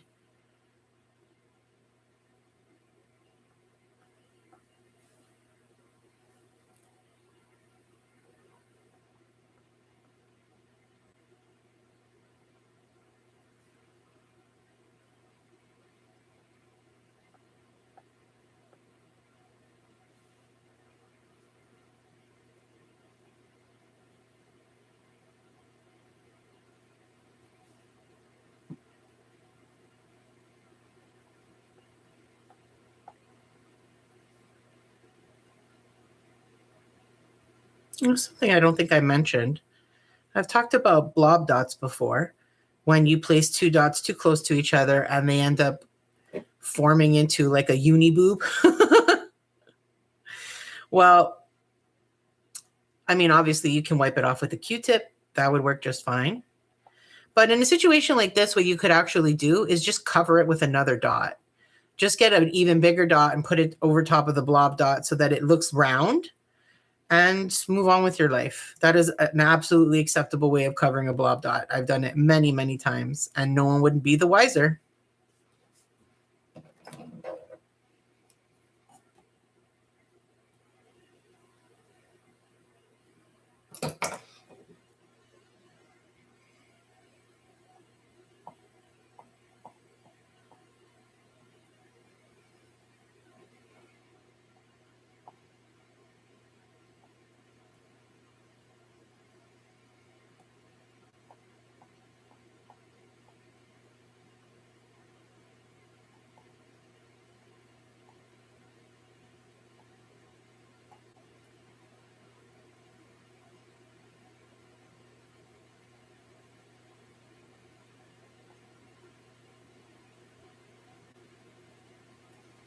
Look at the difference between this section and this section.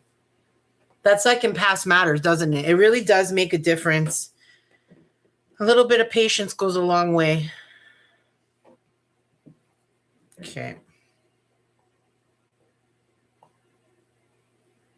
Oopsie, I got one on the white line. What do I do? Should I take it off? I think I'm going to leave it.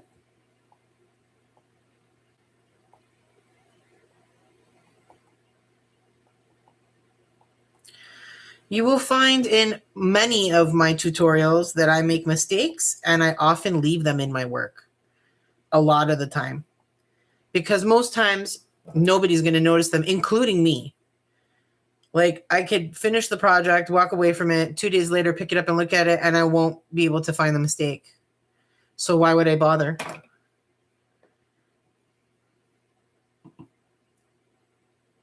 It's just another perfect example of what makes handmade so special.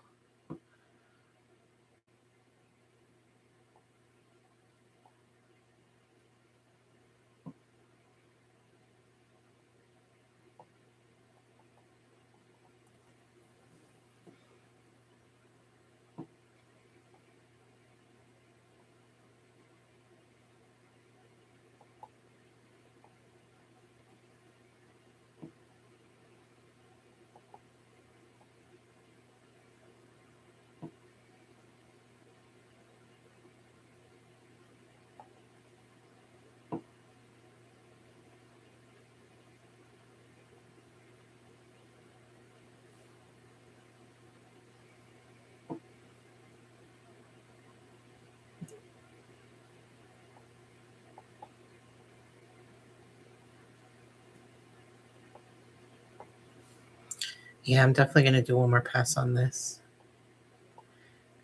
There's a lot of spots I can fill in still.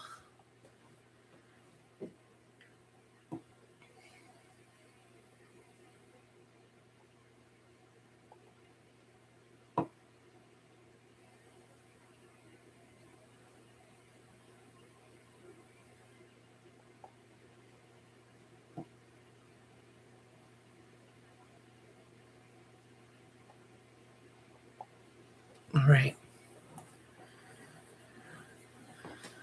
That's looking good. Now let's do straight down here, which I haven't done yet.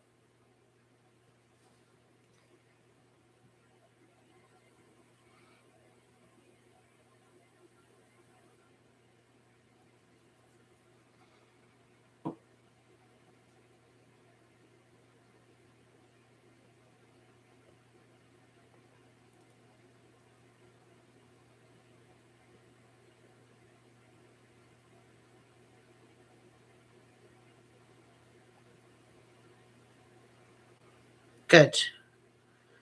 We'll move on to this section.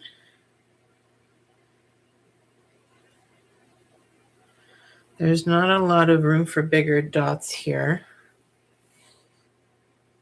So I'm going to wipe off my dotting tool a bit and give myself less on the dotting tool.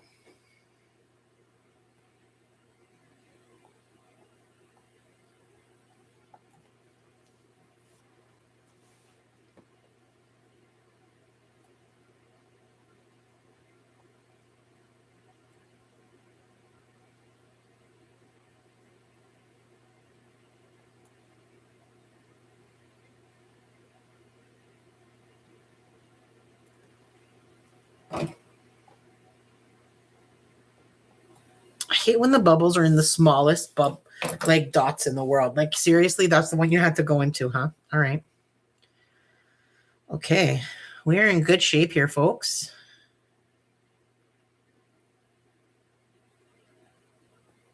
Okay. All right, I would say the sash is done for second pass.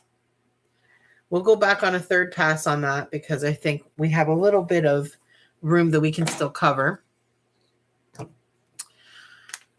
Let's go back to the ensemble.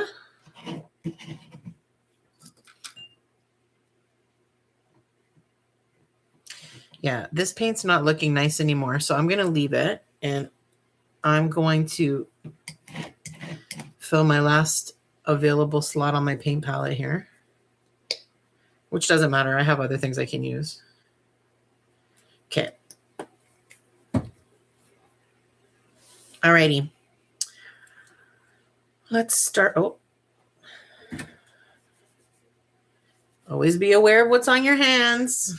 I've already done it once on this project. Let's start with the shoulder. This one, I'm going to do the 1.25 again because there's some extra room here that we can fill in.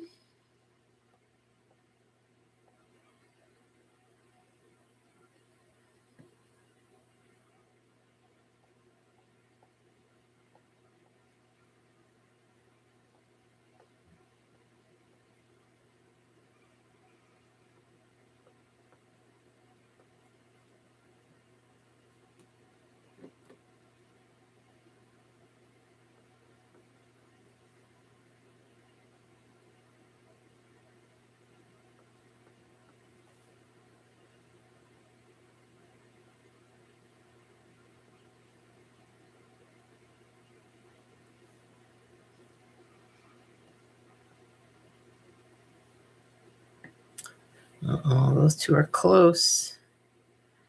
We might have our first blob dot of the night. Actually, is that really the first one? Good for me.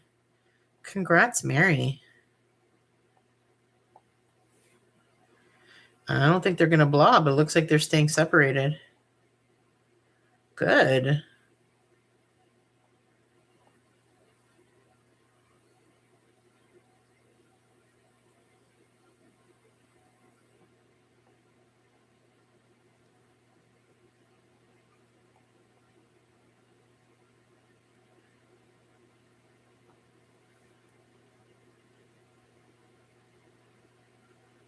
Okay, I think we're going to leave that for the third pass because now it's getting a little tricky.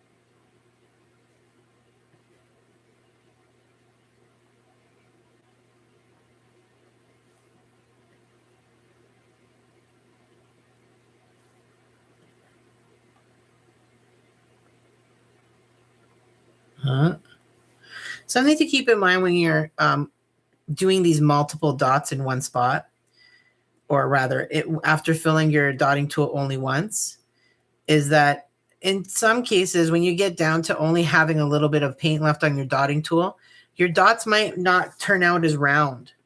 So when you get to that point, give up because you're done with the paint. You need to re-dip. Okay, I see like 2 or 3 spots, and then I'm going to consider this done for second pass. And we'll come back and hit it one more time. Yeah, I think that's good. Let's go with the sleeve now.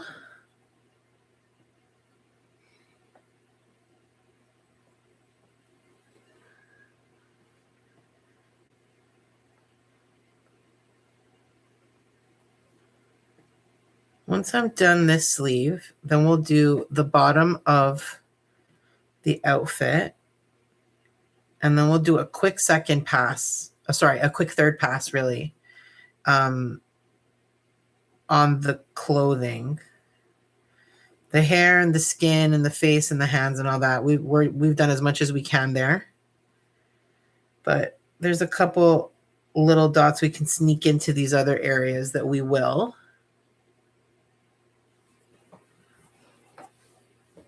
Look at the difference now between the rest of it versus this part, which we haven't filled in yet. Makes a huge difference, doesn't it?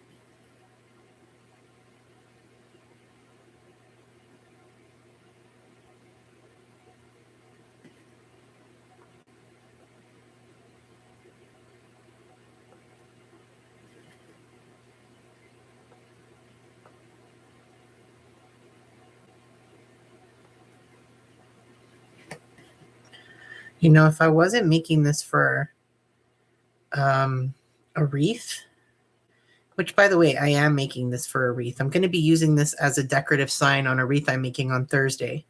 If you're just joining and you're interested, tune in on Thursday at 7 p.m.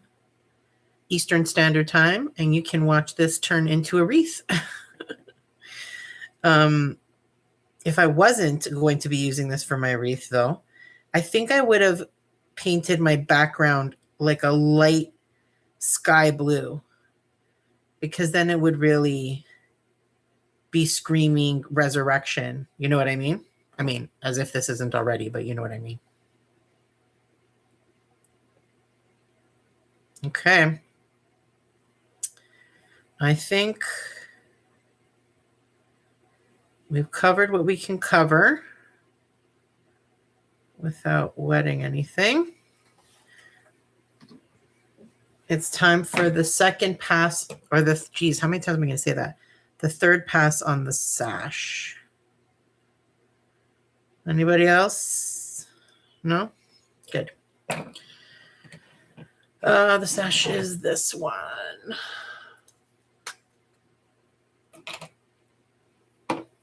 Okay, so I'm going to go in now with the smallest dotting tool that I have, the 0.8 millimeter dotting tool. I would say that if you were dotting with household items, this would be a toothpick for you. And a little sip of water for Mary. All right, here we go. I'm going to start from the shoulder over here, I think.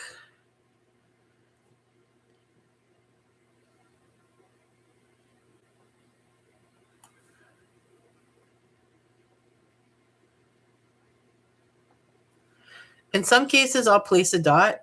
In other cases, I'll hover there for a second and be like, no. So it's a matter, if you think you can fit one, go for it. If not, move on.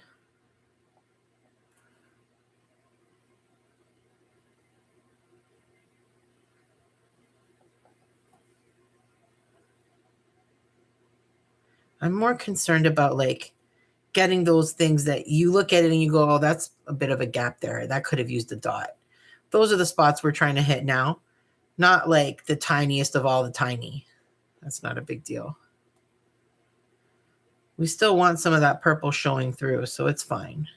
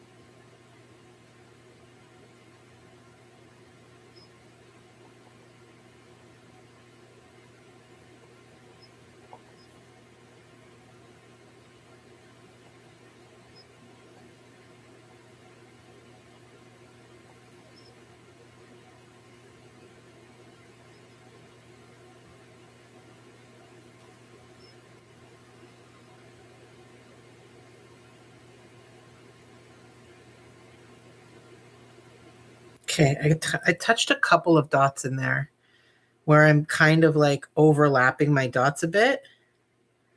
That's not a problem from my perspective. It's not something you want to do a lot of. It's not going to be super obvious, so it's not a big deal. But that's something to definitely practice. trying to not touch something you don't want to touch. That's like the name of the game when it comes to dot painting. Practicing that skill is a really good idea. And projects like this really help you with that. Because there's so many ways to mess this up and disguise it. So this is a great way to practice your spacing or the trim work, all of that.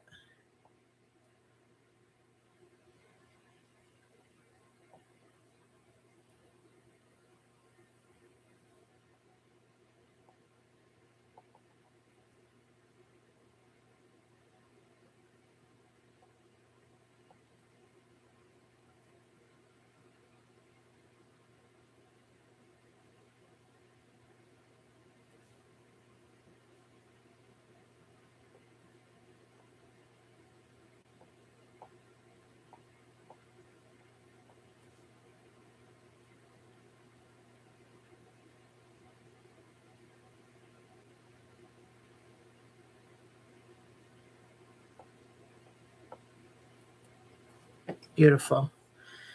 I'm going to do a couple more over here. And then I got to do, right here. But then this sash is done.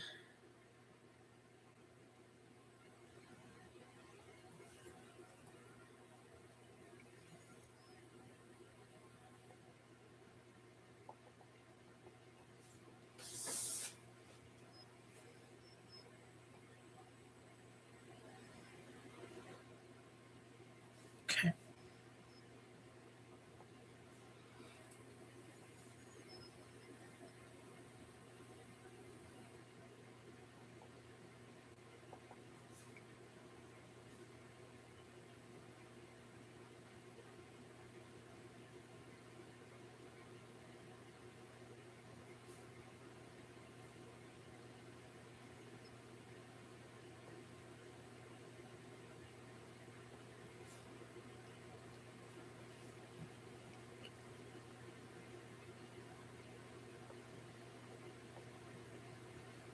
All right.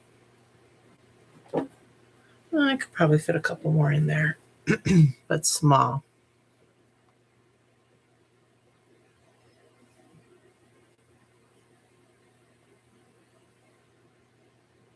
Okay. All right. This one section is left for the sash, and then we'll be done with you.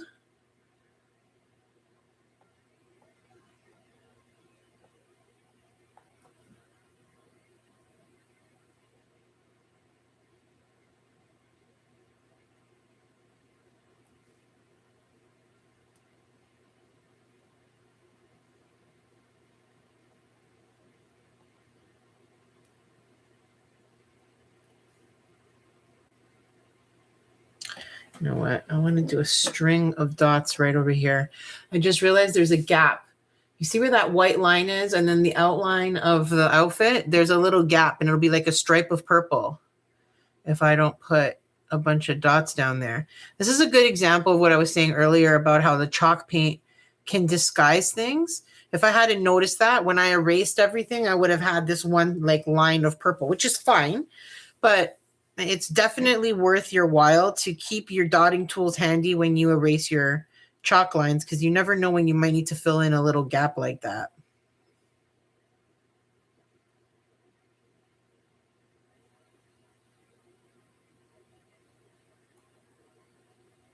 Okay.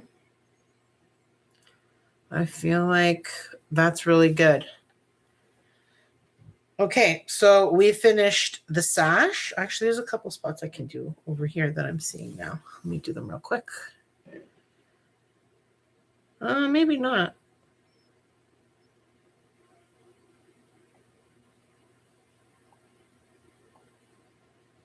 All right, good. That'll make me happy. Beautiful. All right, let's go ahead and do the rest of his ensemble on a third pass, and then we'll do the starburst and we'll be done. Let us see. I'm going to add a little bit more paint.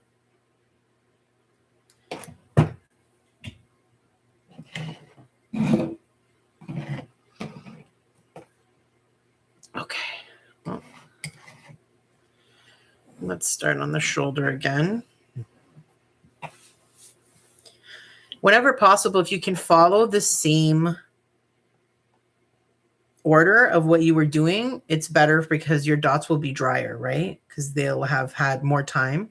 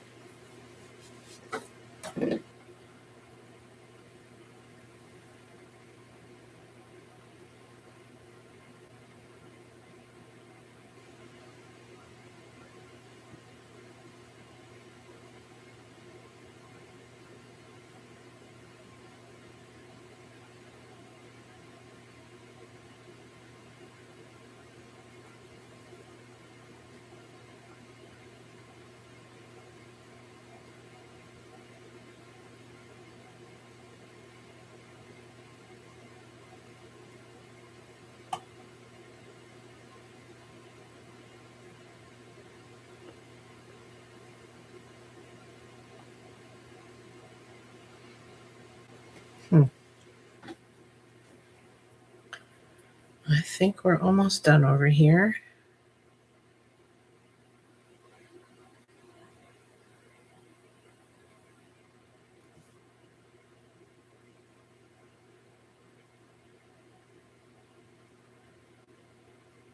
Okay.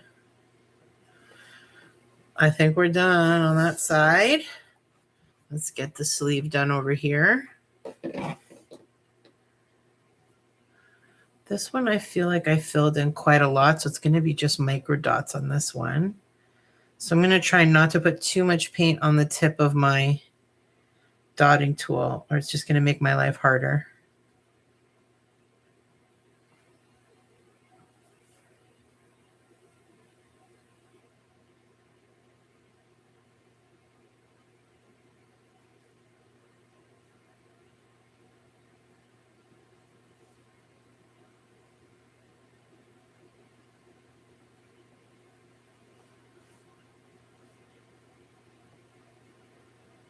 Okay.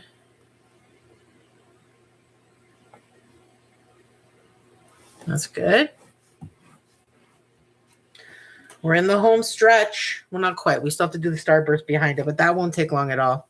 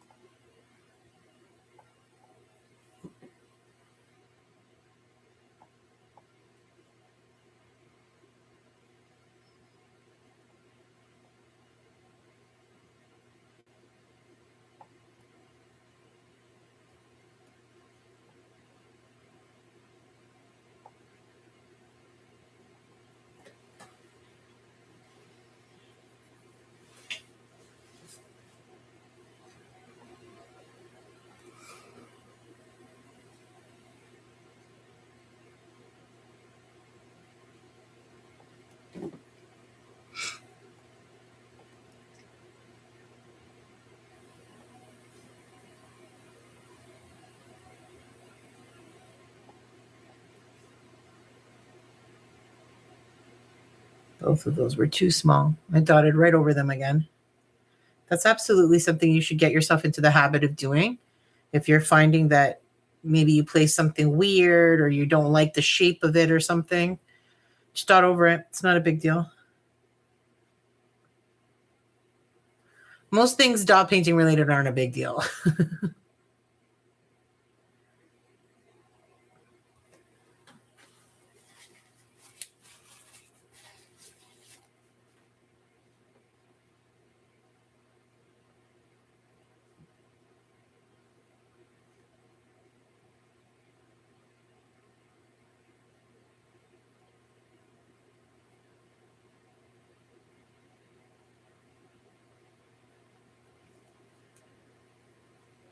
Okay.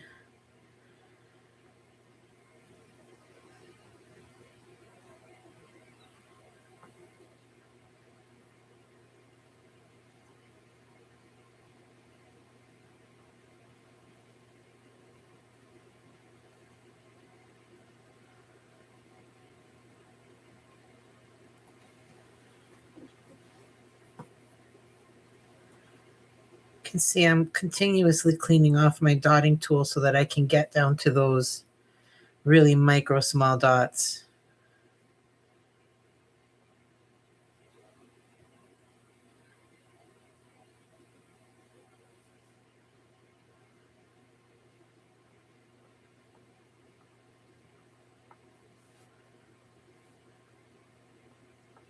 Oh, I forgot to fill in that spot. I got to do that.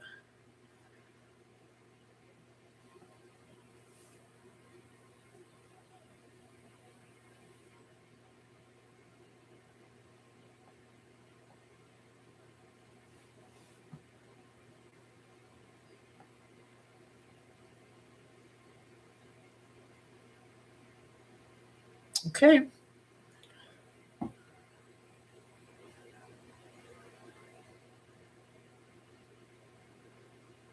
I think that's all she wrote. Okay. I'm going to just fill in this little spot here that I forgot about. That's this color. And then we're on the final touches. It's time to do the starbursts. Oh my God.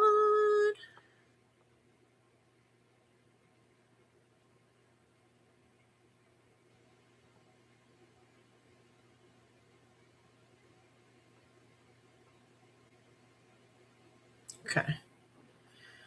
Wonderbar. All righty. Let's get that yellow out here. It's time for the burst. What do you think, guys? I'm very pleased. I think it looks great. I'm really happy with it.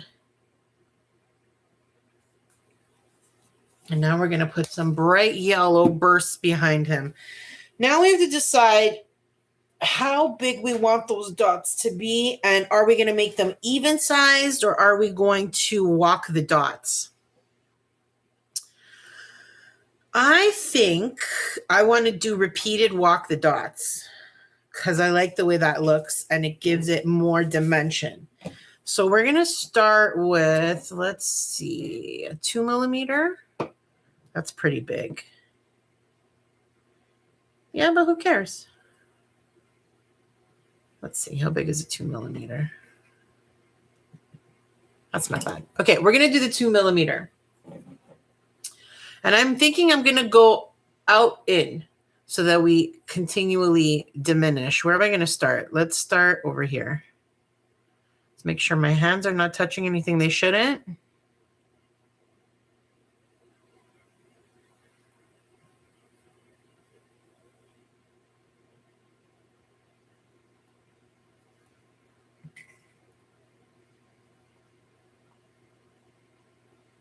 I think we're going to do 5 as the most.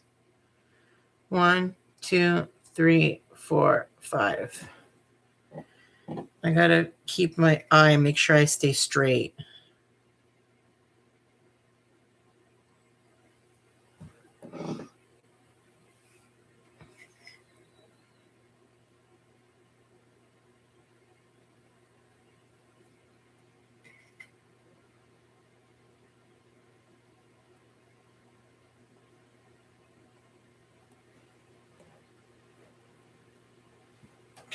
What do you think? Oh, thanks, Kara. I think it looks nice too. I'm really happy with it. It's funny, you have an idea in your mind, but that doesn't mean that's going to be how it comes out. So when it turns out kind of like what you had planned, it's a real success.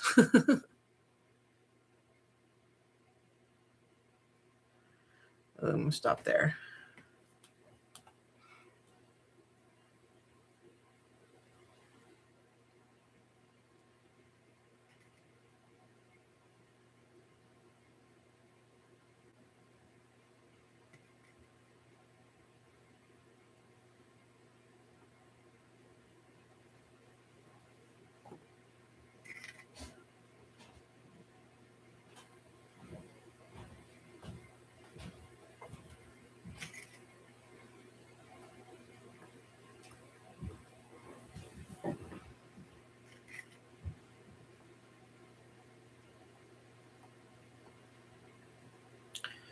I'm going off the line here. That's okay.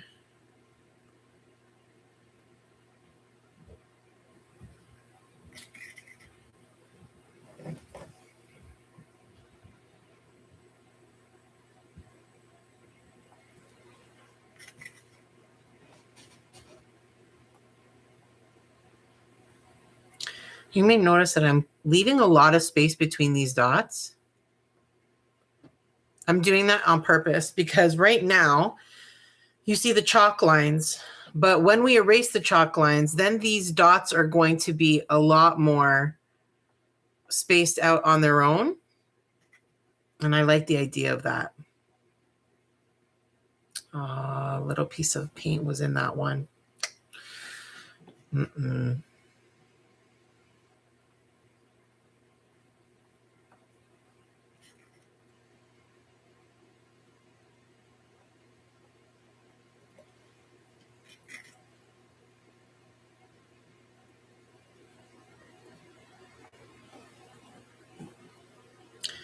I think there's a little one there.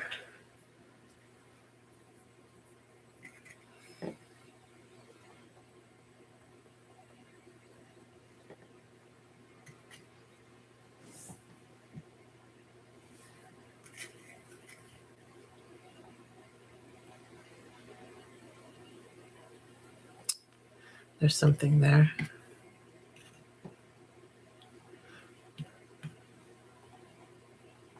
Oh, I should have showed you what I just did.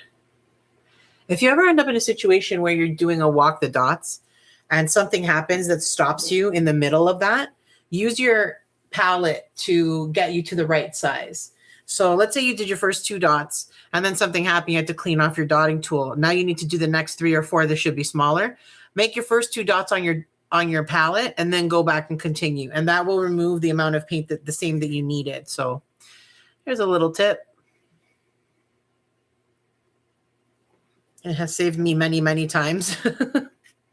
I really hate putting paint in this side of the palette, like this piece in the center, because it's hard to grab it after. Maybe that'll help. But I dirtied my other open slot, so.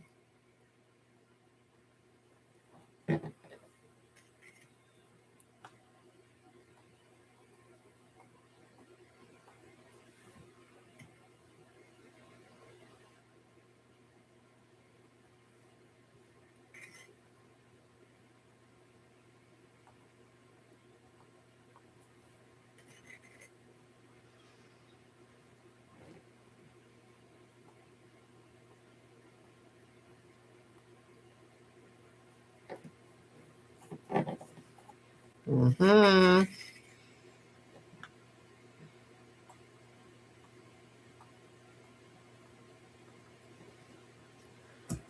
want a little bit more. It's annoying me. What can I put underneath that? Maybe this little. Oh, that's quite the angle now. All right. Now we mean business. Hey-oh. That worked very nicely.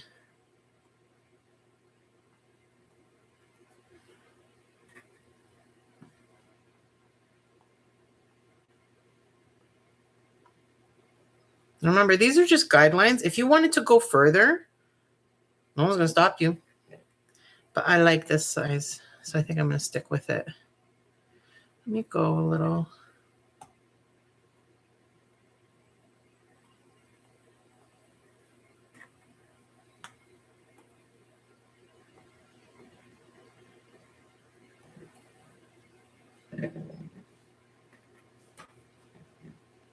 Guys, we're almost done.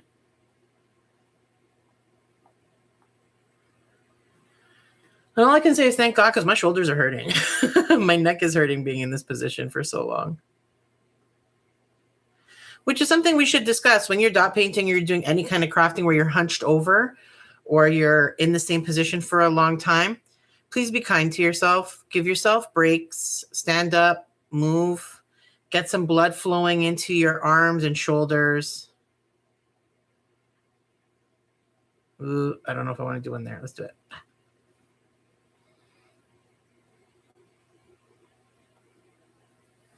That's good.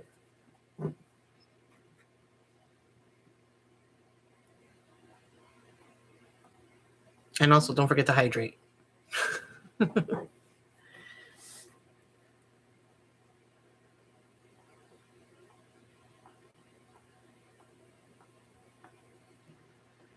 Oh boy.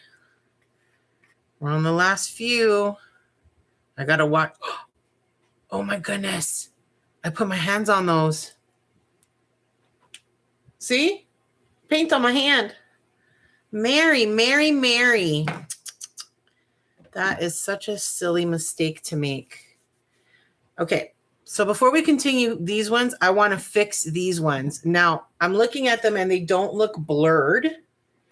So they don't seem to have blurred each other. I must have put my hand down straight and then pulled it off straight. So we're going to fix them by dotting over them.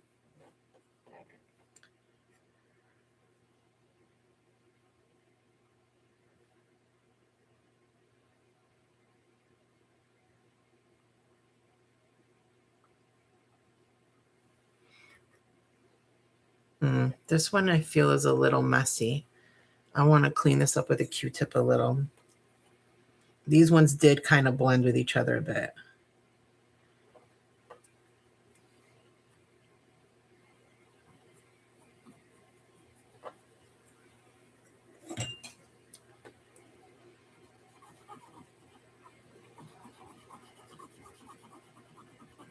Okay, I'm scrubbing pretty hard over here. Do you see any purple? Nope. I'm telling you, a little bit of varnish to cover your base goes a long, long way. Okay, so we're going to fix these. I'm going to add 2 more above it. That's all. Easy. Nothing to panic about. But it is a reminder that I have to keep my hand elevated now because I don't have the room to rest it down anymore.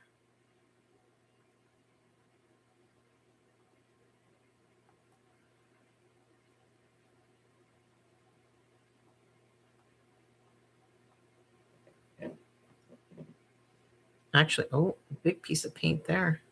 Oh boy. I could do it this way, which would probably be easier. Let's do the one that's coming out of his head. This paint is bothering me a little.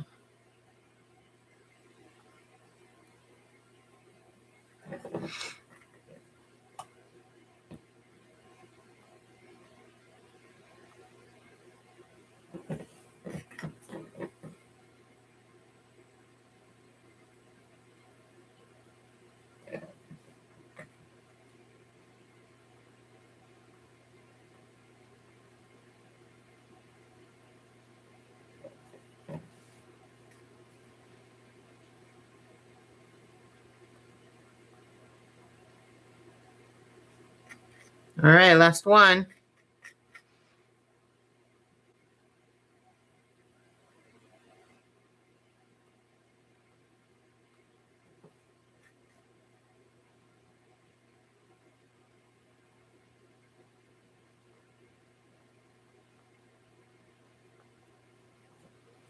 we're done. What do you think? Let's move everything out of the way and have a look-see. What do you think? I'm thrilled. I think this came out beautiful. I'm going to be really happy to put this on my wreath on Thursday.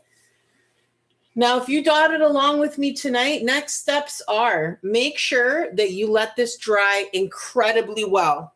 Don't be impatient and start trying to clean off your chalk lines now. Trust me that I have done that so many times and I have destroyed my work in doing so. So please let this sit overnight, at least 12 hours, 24 hours, even better. And then tomorrow with a damp Q-tip or an eraser, you can gaps in places that the chalk has disguised those gaps. Keep your dotting tools nearby, keep all your paints nearby. You might want to add in a couple of things here and there. And then once that's done and everything's nice and dry, now, if you do add a couple of dots, though, make sure that really dries well before this next step. And then the next step is to continue to varnish. You want to varnish again on the top, at least 2 thin coats. You don't have to use this varnish, but do use a varnish. It's the way you're going to be able to preserve your work. I hope you enjoyed making this beautiful, beautiful sign with me today. I had a blast making it with you. And if you have any questions or you want to show me your work, I'd love to see what you made as well. I have a ton of beginner-friendly tutorials, live streams like this one that you can do dotting with me in live time, step by step, hearing me talk the whole way. Or I have a bunch that are like 10 to 15 minutes long with voiceovers and stuff like that if you have less time and want to work on a different project. But I have so many beginner-friendly tutorials available on my channel. So check it out and consider telling a friend. And if you enjoyed this, please hit that like button. It really does help me out. Now, next week, we're going to be back with a new, actually, I'm lying. Next week, I'm taking the week off. I take a week off between each series so that I have time to create and prepare and plan for that series. So next Tuesday, there will not be any dot painting, but the following Tuesday, come on back at 7 p.m. Eastern Standard Time. We're going to start a whole new series for Mother's Day. It's going to be awesome. But the Easter series has not finished yet. On Thursday, we're going to be using this gorgeous sign to make a beautiful, stunning statement wreath. And then on Saturday, we're going to end the Easter extravaganza with a beautiful wood dough bowl candle with a laid down cross. It's going to be stunning. I'm super excited about it. I hope you join me on Saturday at 4 p.m. Eastern Standard Time if you're interested in learning a little bit about candle making. And check out my channel. I would love to see you. And don't forget to subscribe so that we can continue to get crafty together. Toodaloo!